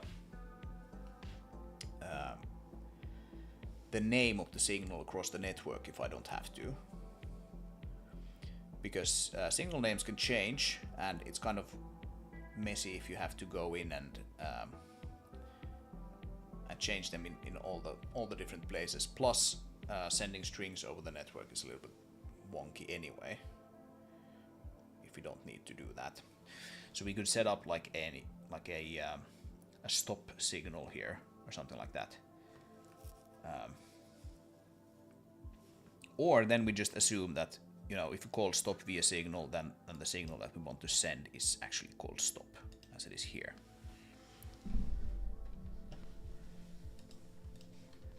Which I basically already did. It's right here. Stop via signal. Just send signal, stop.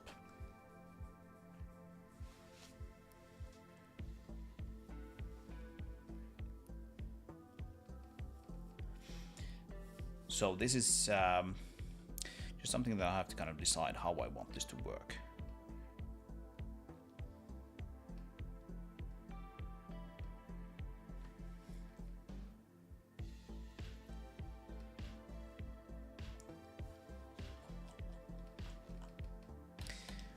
I think this is the kind of easiest and also perhaps most sensible way of doing this. So let's just do it. We are assuming that the event follows the standard of having a stop signal that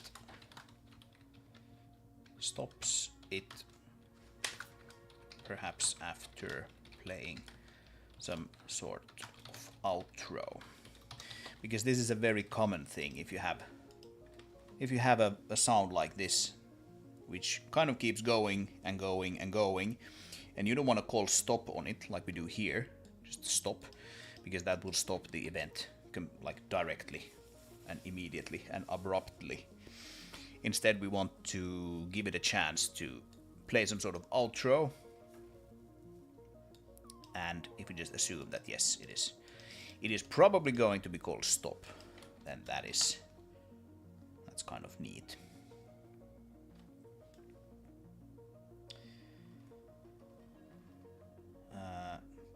Timbre event component. I think this is actually probably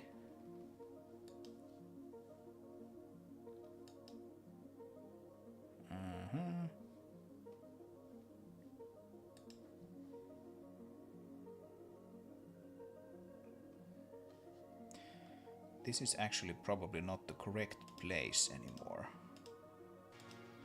Let's think about this for a bit.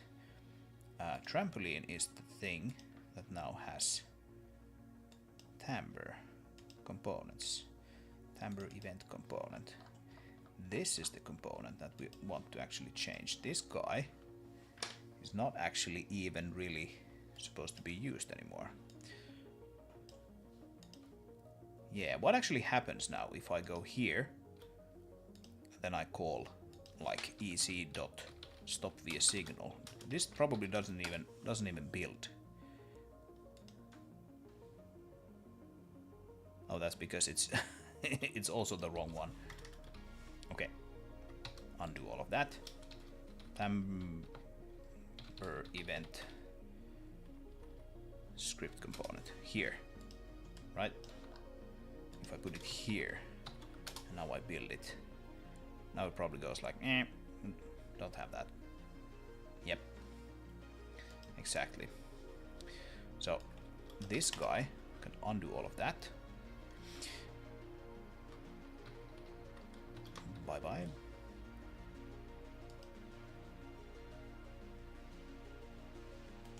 that one needs to go away as well. This is the correct one. And this is the correct one. So this goes here.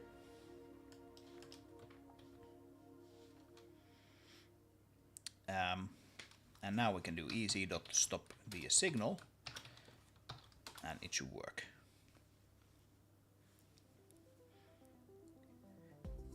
Yeah, it's a little confusing currently because the API that I use to talk to this new, oh, it's access denied, it's just because we have this actually running here. We can shut this down so it's not being blocked by the process. Yeah, so now this works, except we don't want to call it there. We want to make a new function that has stop via signal action fired. Yeah, the confusion here with these duplicate files is the fact that for Timbre 2.0, which is this new editor and runtime, because it doesn't depend on Basis anymore, it doesn't technically even live in the Basis game engine repositories or anything like that. And so the Timbre library that I used to have here, which you can see it's no longer there, we have VHL, GHL, Merlin, Nemo, Goofy, Trampoline, Basis, Mean, Slip, and Means. There's no Timbre here anymore. Instead, I have a Timbre interface, which is sitting here under Trampoline. Trampoline, of course, is the Zig launcher for Basis. So it's kind of assumed that if you're building a game with Zig in Basis currently, you're most likely going to be using Timbre for audio. And so to that end, it actually provides you with an API here. You don't have to use it if you don't want to, but it is sitting here under Timbre currently. And it is basically just copy-pasted from the old library, so the game code looks exactly the same currently. That's not necessarily going to be the case always. I'm going to make some changes to the API, but currently it is. And I just copy-pasted those files. Apparently the old ones are still there, but I don't want to touch those because I don't even technically, link to them or compile them anymore. Right, so on stop via action fired is what we want here. And here we want to call that new function of ours, stop via signal. Yeah, stop via signal, not stop via action. On stop via signal action fired. It is an action that stops it via a signal. So let's do this, stop via a signal action. And then we register it here.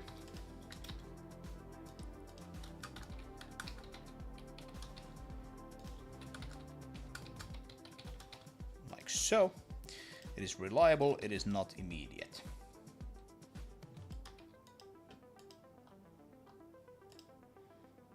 And I think we need to deinitialize it as well.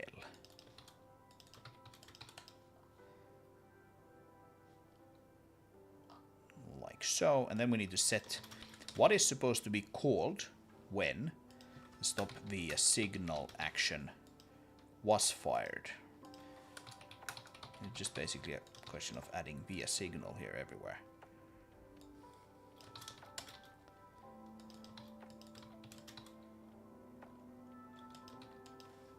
So what this component does is basically mostly propagating from server to client. I just heard action fart. At least the comedy on these streams is like top notch. I think we can all agree.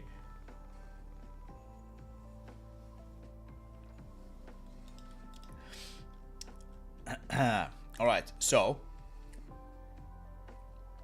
we have a new signal.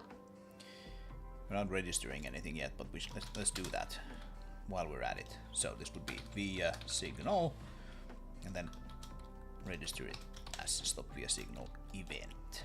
Stop event via signal, right? Is actually, yeah, stop event via signal.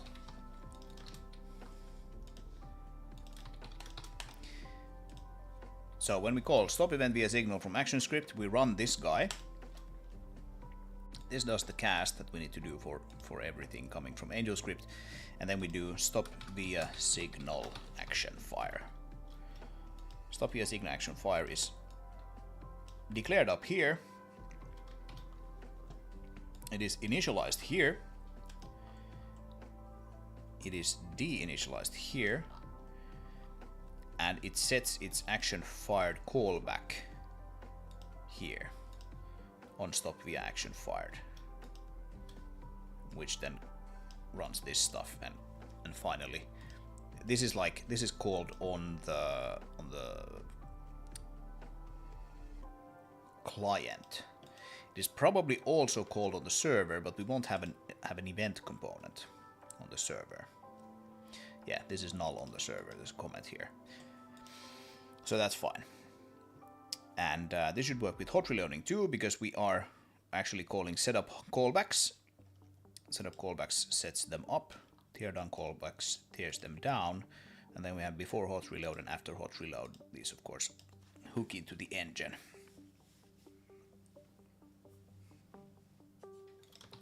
Okay.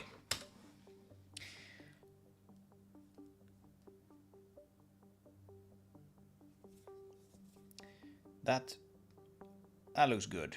So now we should be able to actually properly stop that thing when we have reached the end. I'm not sure we can actually like hook into whenever an animation ends yet. Action fired, yes.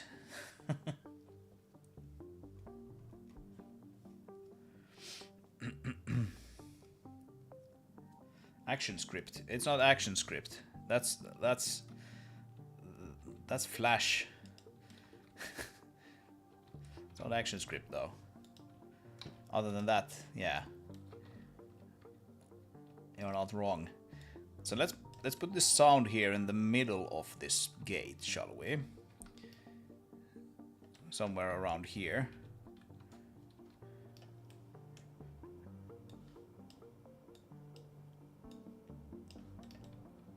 That sounds like a good idea.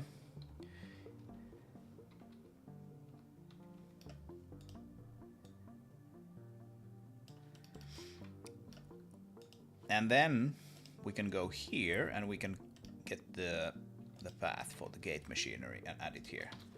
Boink. And this guy should now have like a stop event via signal. So that's neat. Okay, so now we need to call play and stop via signal at the appropriate times. Play is pretty easy. We can actually just send a message here, just like we do to the actual doors. We can send a message to the let's call this sound FX, SFX, or maybe gate SFX, something like that. That should be fine. Can we actually play it here now? Look at that. It plays. We can't actually stop it. Or well, we can stop it, but we can't play the outro from here.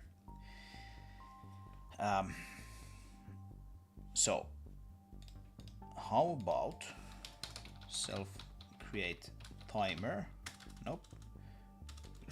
We don't have timers in Zig powered scripts. That's a little annoying. I should make that. I should make that happen.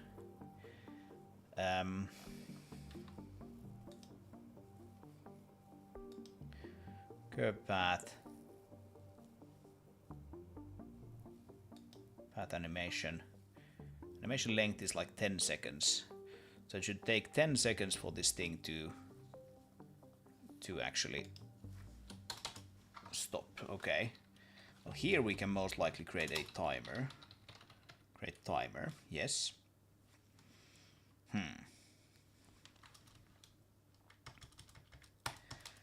Yeah, I'm not super proud of this, but let's do it like this anyway, because this gets us what we want. I'm past building things that I'm proud of. Now I'm just building things. So let's make a function here. Void start animation, and we'll give it a string, and we call it kind.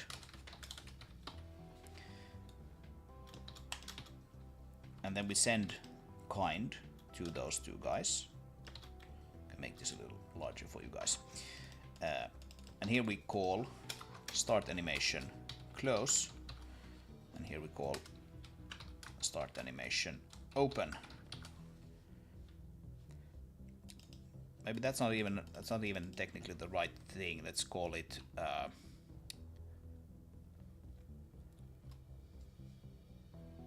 whatever. It's fine. It's fine, to be honest.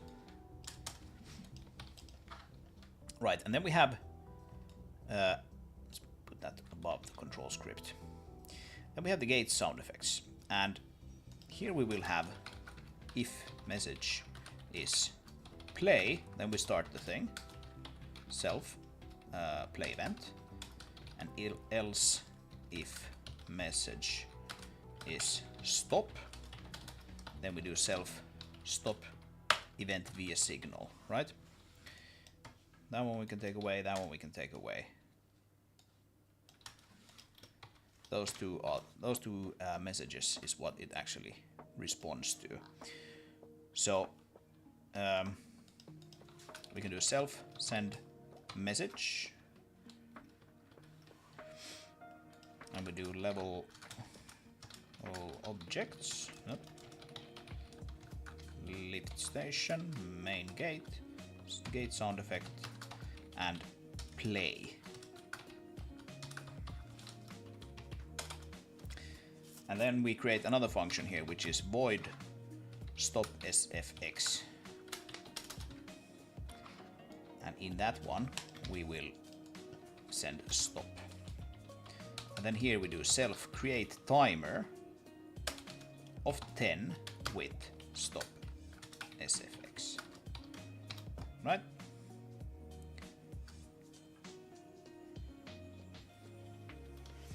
That should be everything we need.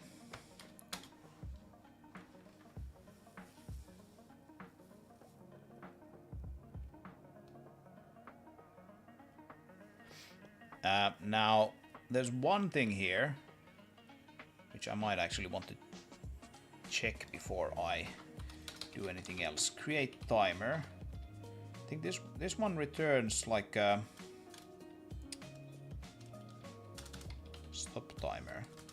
Abort timer. Yes, abort timer. So I think create timer actually returns an integer, which is like the timer handle, and then you can abort the timer. Yes, exactly.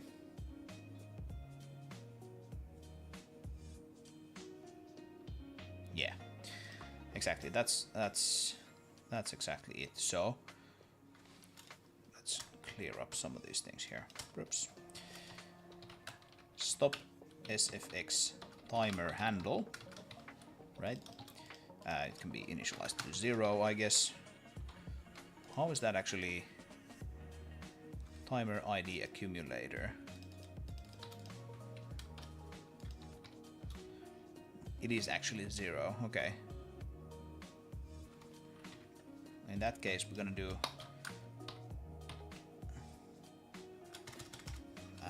let's assign some bogus value here.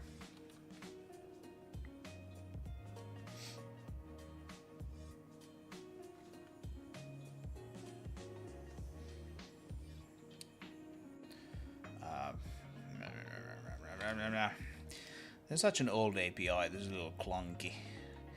I don't like this.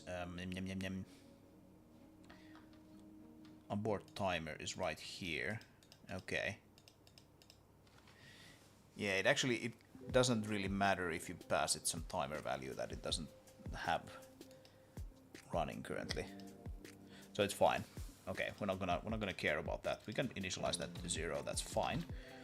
But before we do anything else here, we can do self abort timer. Oops.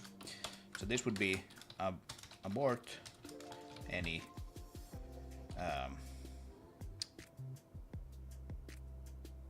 currently running stop SFX timers.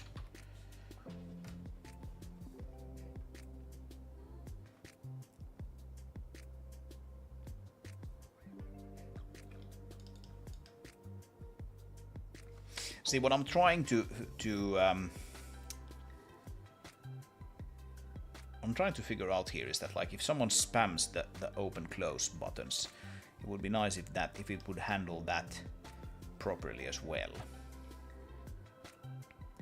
And it probably actually it doesn't really matter,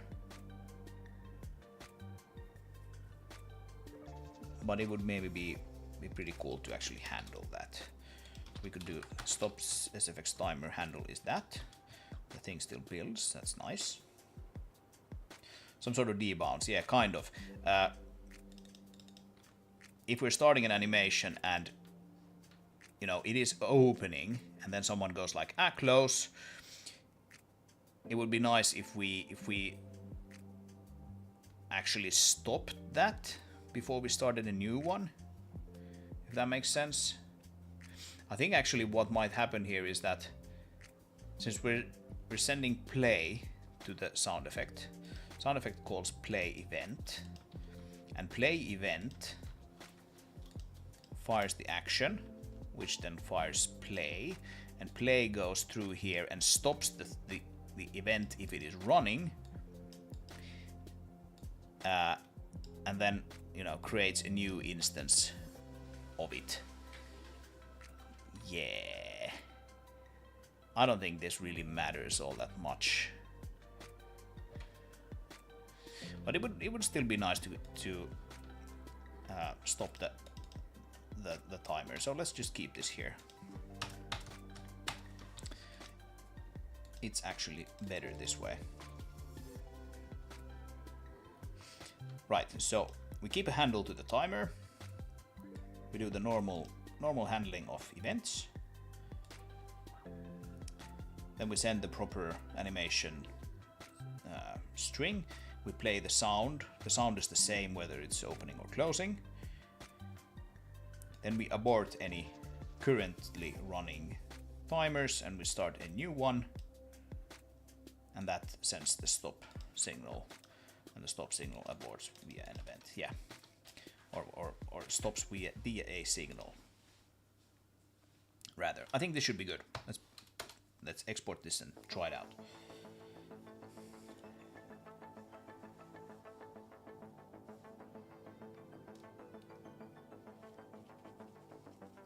Like in the mission, nothing ever will actually need to abort like a running timer here, but if I mess with it in the game, then it is nice to clear up before you start a new one, right? Did I actually set that as a 3D event? I did not. Okay, so we're gonna have to set that up before we do anything else. So is 3D, it's fine. Minimum distance,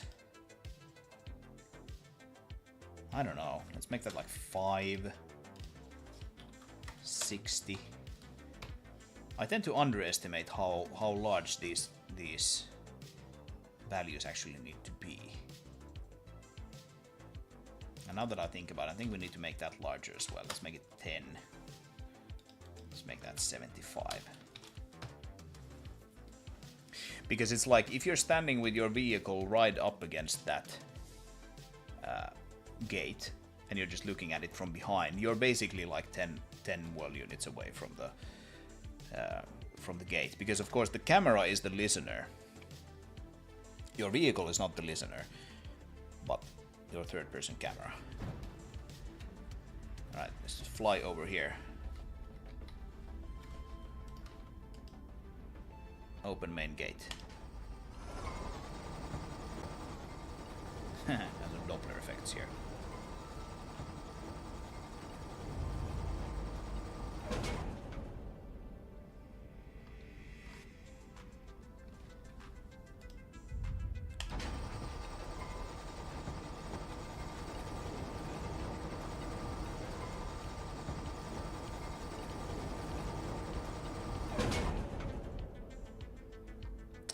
Alright, it is kind of working. It's kind of working.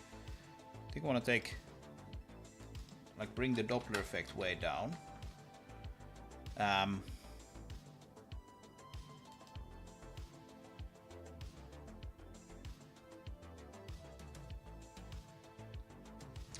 mean, like, obviously here, since we know that the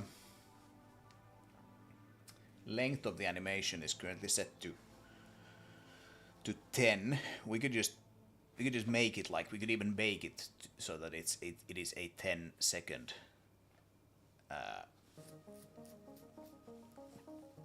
10-second fixed length thing. I'm just thinking that this might actually be useful in more than one place if we have some other gates or whatever, some other areas, and they take a little bit longer or shorter to open or close. It might be kind of cool to have them, you know, be dynamic like this. And I think that we actually want to make this a little sooner. I want to play the outro a little sooner. That's a float, yeah. I'm just giving it as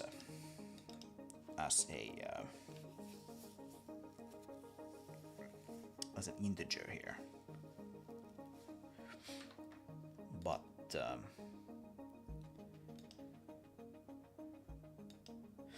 see, what would be really cool, and what I don't have support for, is going from the script to one of these path animation objects here and get their animation length from that value. That would be very cool. Of course, that would need to actually, like, query that at like export time, because it would be built into the script and blah blah blah blah blah. It's a whole bunch of cans, whole bunch of worms in that can. But let's do const float animation length. It's like this, and this is like the length of that guy, right? And 2, right? Path animation 1 and 2 is that long. And then we want to, like, outrow early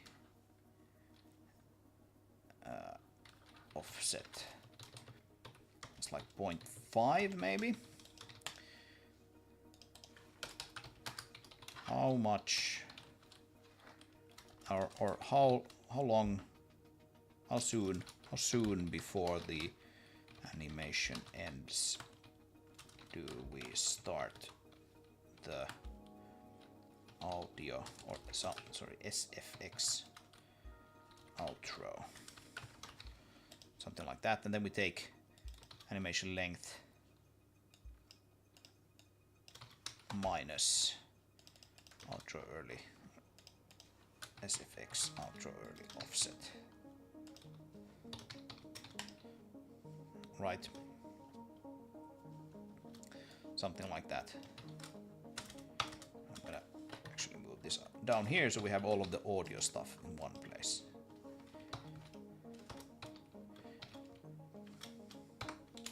Let's try that.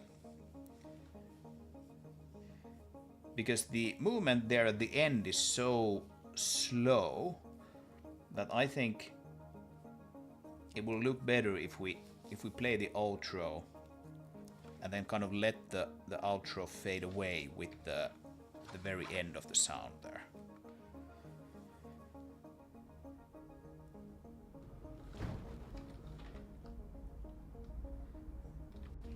let's see.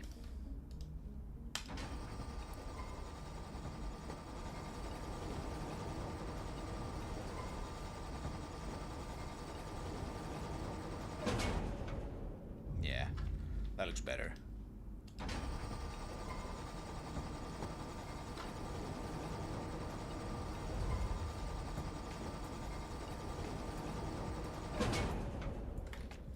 That looks better. The sound location is a little strange. Like if you go here.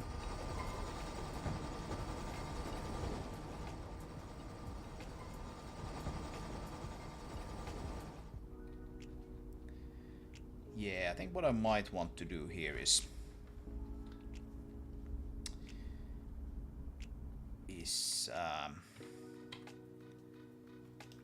bring this guy underground.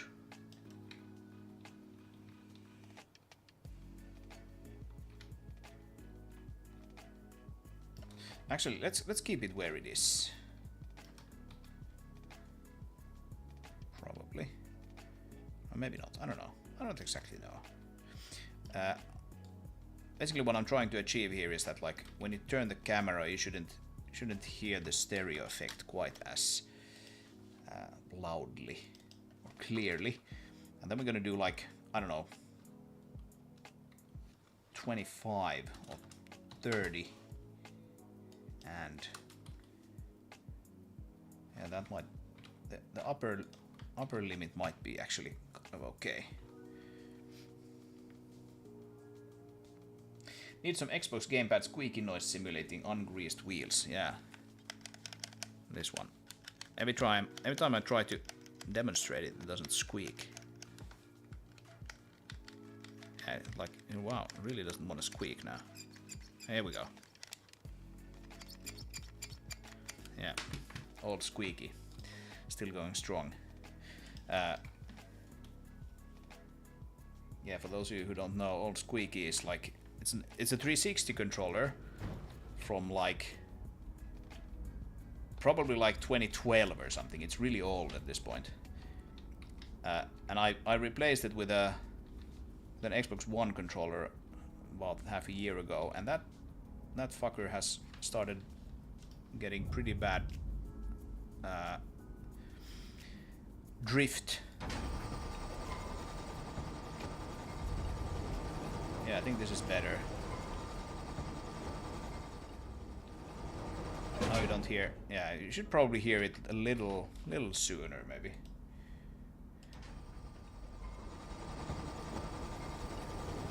Let's try this.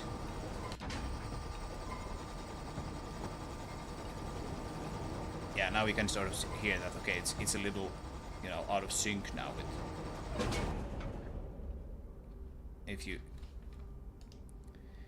if you drive it like that. But I mean, this is something that's completely set up in data now. There's no code specifically for this gate, so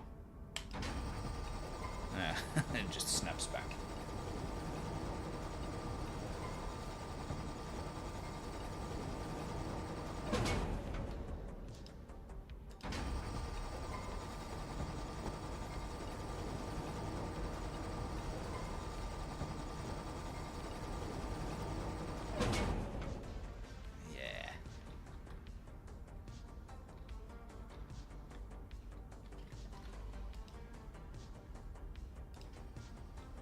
Like over here, you should hear something.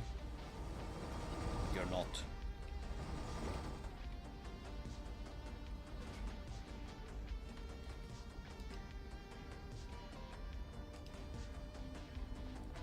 Okay, let's copy player camera, copy free camera transform. I'm gonna paste this into text editor here so we can paste it back. One of the first Xbox Ones. It also started to squeak and makes me smile every time because it reminds me of Old Squeaky.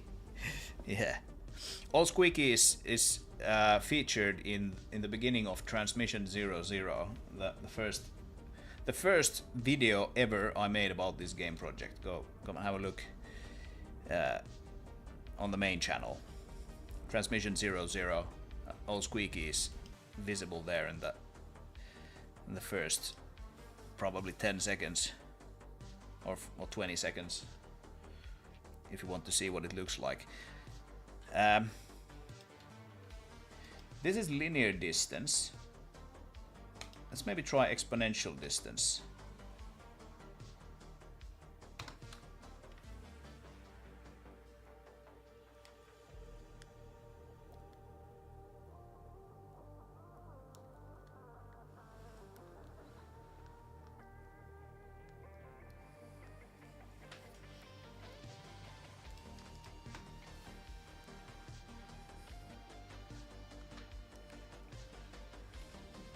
And now I should be able to paste back that position. So, player camera paste, free camera transform, and open gate. Yeah, this is maybe better.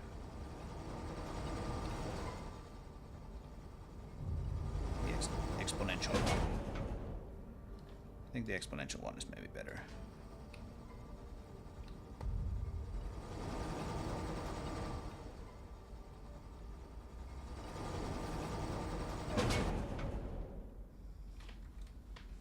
Yeah.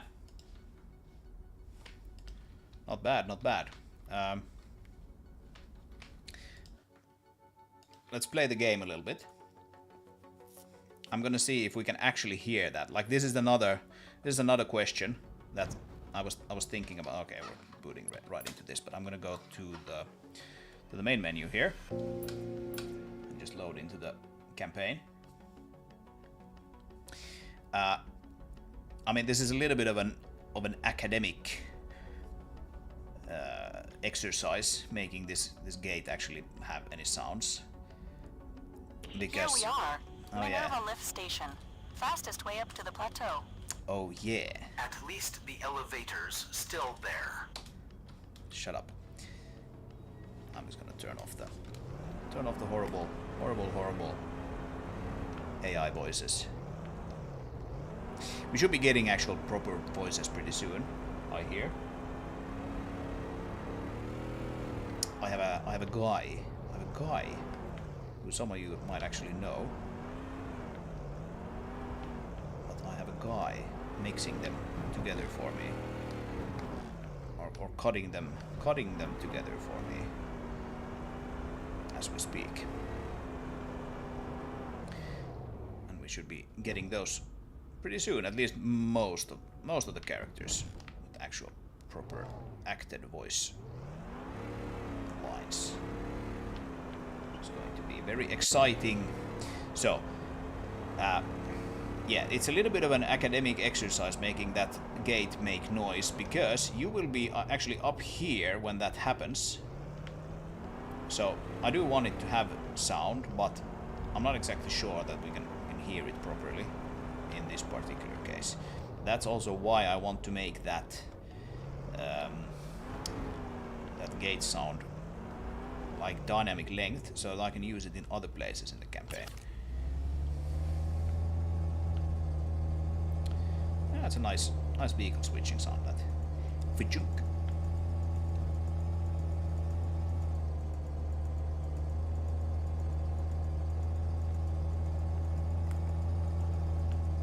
But yeah, so far so good with the new timbre editor. No like terrible crashes or anything like that. I was preparing myself mentally for just all kinds of mayhem. I've been just like absolutely crunching together that thing, because I was not actually initially supposed to make that happen now. In the summer of 2026, I was not supposed to work on like an Avalonia-based timbre editor, but I just went like, fuck it. We're gonna do it. So, happy to see that it seems to be working out. Okay, so here we are. When we put this power cell into that receptacle, the gate is going to open. And so I'm gonna very quickly try to drive down there and see if we can actually hear that thing. So, clonks. Yeah, we got some powering up sounds from over there. The gate is opening. Yeah, there's no actual way you can hear that. But yeah, like I said, it is there. The gate does make sound, and if you can somehow figure out a way to have one of your AI companions, NPC companions, if you can figure out a way to make them actually open the gate for you, then you will have sound, which I'm sure someone will do.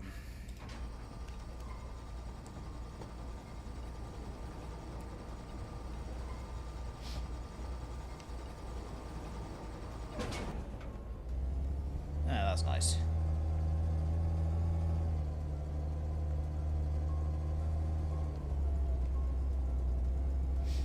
Let's try this with a few different vehicles. Like certain sounds with the mother vehicle, for example, you need to kind of boost up their ranges a little bit, because like the orbit camera is much closer with this vehicle than it is with this vehicle, right?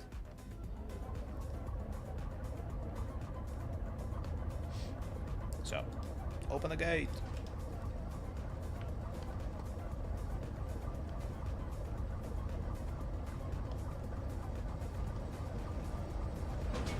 Yeah, nice.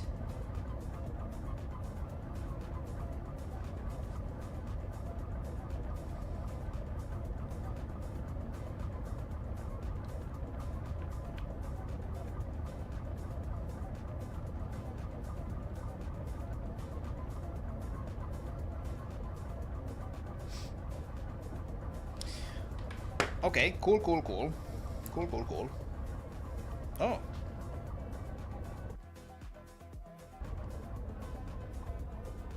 Wow.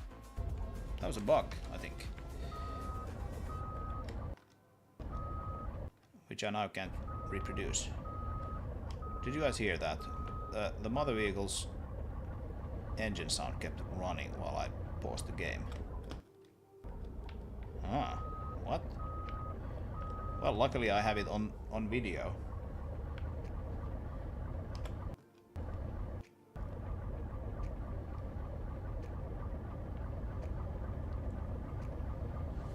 Wow, really interesting.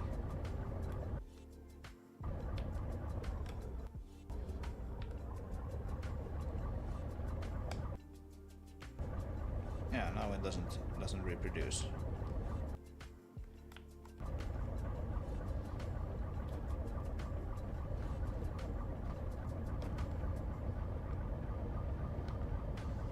What did I do? I came up here, and then I was like, "Brr." Doesn't matter how I pause or unpause the game, it pauses just like it should.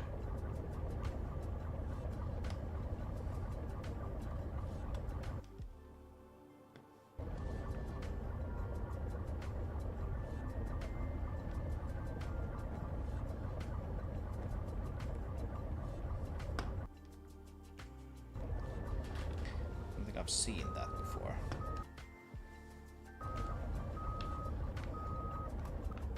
No.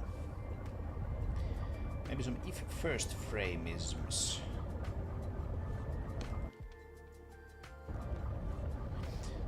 There should be no if first frameisms anywhere close to the auto pause logic. Like it's the same thing that when we're pausing the game, we're pausing all of the like ambient loops and everything, right? Like I'm not sure how well it can be heard now here. We have like some ambient noise and things like that in the background and everything. If we move away from this guy.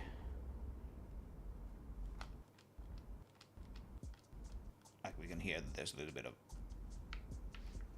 of a difference there when I pause the game, and that just comes from the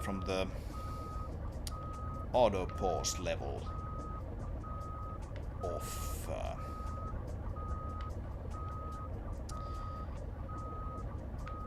the event. should be no weird funkiness there, but of course that's possible.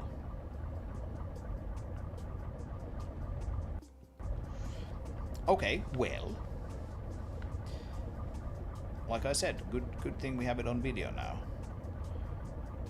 because of course this thing is getting recorded.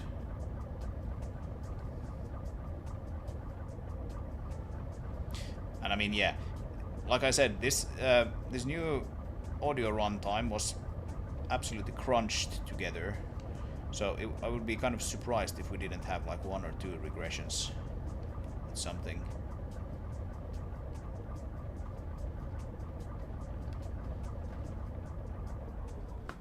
I think that kind of is to be expected.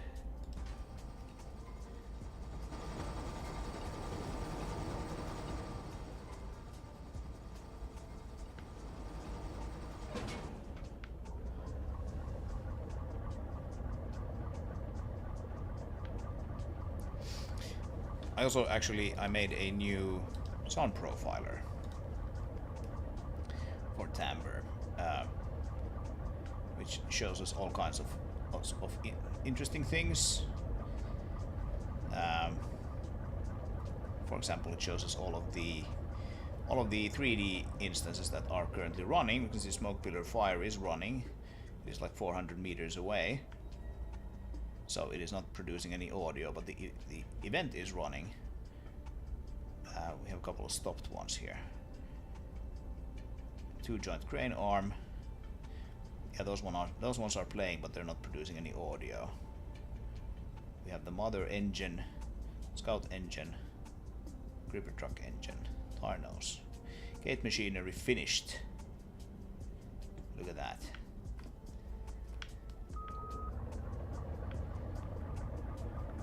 Gate machinery finished, and if we run this again, open, then gate machinery will be playing.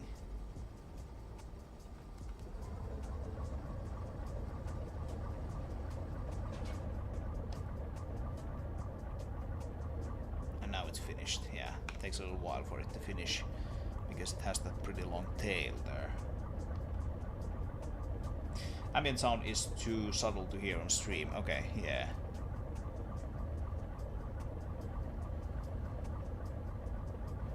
Well, I guess technically you should be hearing pretty much almost exactly the same thing I do, but I guess the music, like the mix that you're hearing, is probably a little bit different than the one I'm hearing, just from the way that the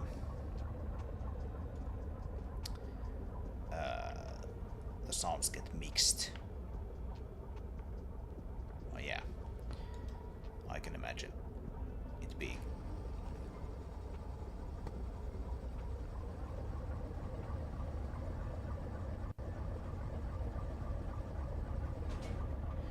I can imagine it being a little difficult to hear some of these things.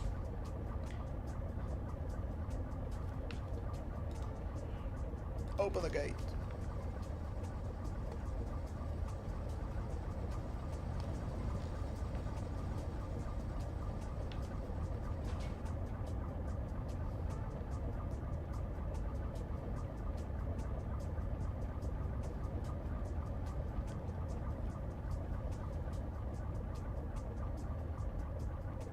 Yeah, some of these events are like they're running, like the or playing, as the state is called.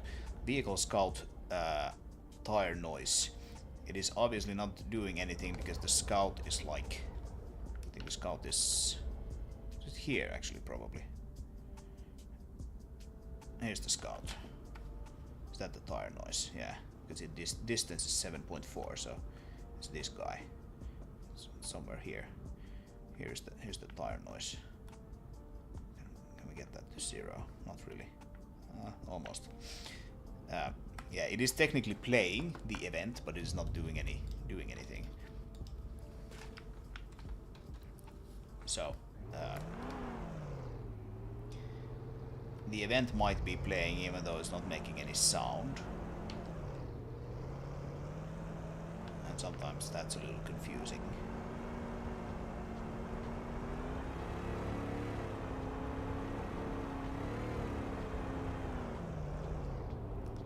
But yeah, this shows some interesting things like the decodes, for example. There was some decode here that took like 79 milliseconds.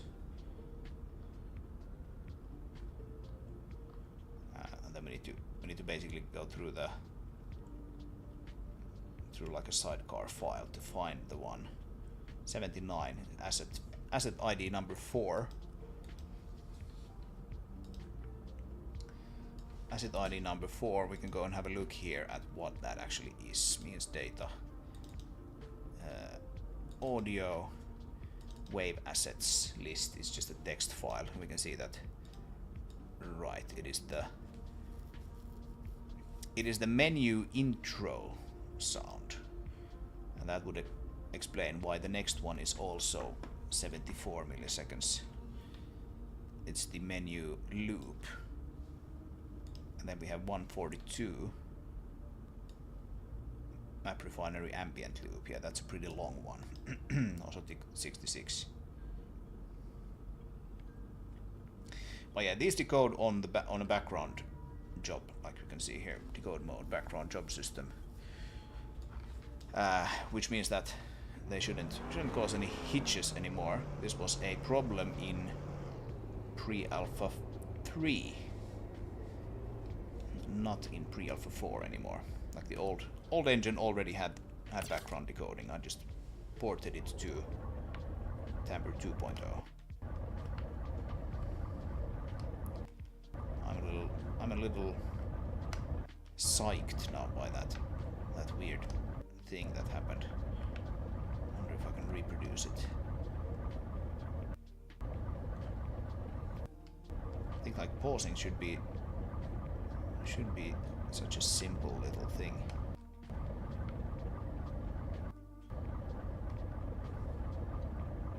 Well, I'm going to have to listen to that thing on the recording after this, see what actually happened there. Maybe I'm mistaken. It wasn't actually playing during the pause state.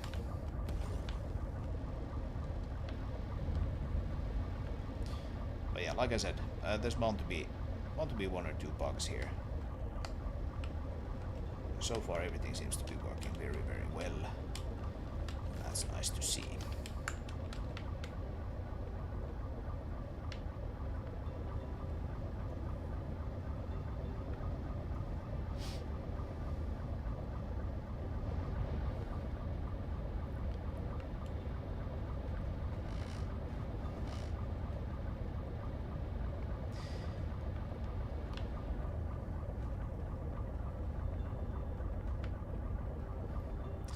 All right. Do we want to do one more sound today?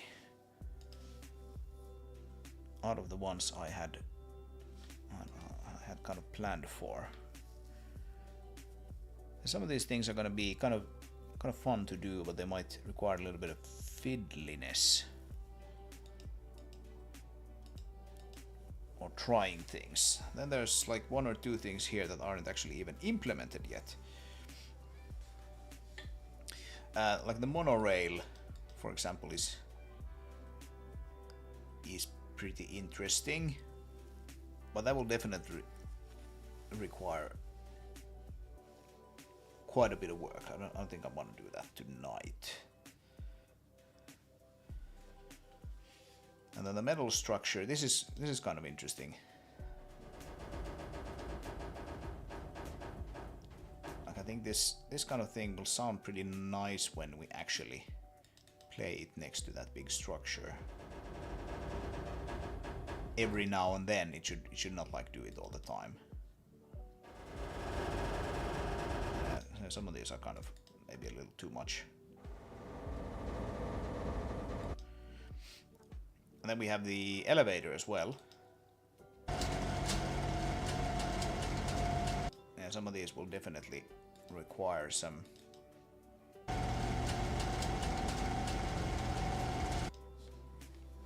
layering and things like that.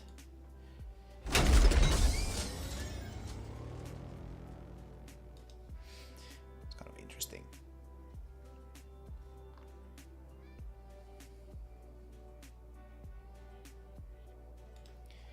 interface close. Oh yeah, I think I know what that is. I'm not gonna spoil it yet. Yeah, you're hearing the sounds of things I haven't even announced yet. How exciting is that? Rightio. Maybe we'll call it a day here. Got some good work done today. And also I got back into streaming, so that's neat. If you would like to play the game, you can do so today by joining the Discord. You can get access to Pre-Alpha 4. You will get a Steam playtest key. I think we basically ran out of keys from the pool. Let me quickly check here. Do we have any keys, or do I need to add more?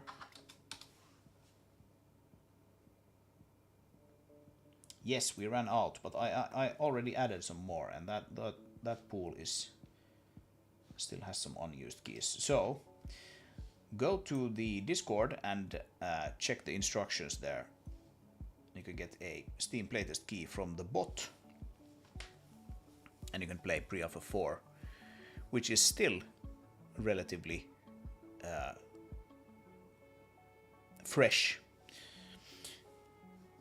And if you would like to support the game, do go and wishlist it on Steam. That helps out a lot. Remember to like and subscribe to both this channel as well as the main channel. And you know, stick around. There's lots of cool things to come soon. I think I will be probably doing at least one stream during the upcoming week. But as always, kind of remains or depends a little bit on how my work is going. But I think you can definitely sort of prepare yourselves for some more streams in the coming week. Anyway, have an excellent rest of your day. And thank you for your time today. See you next time.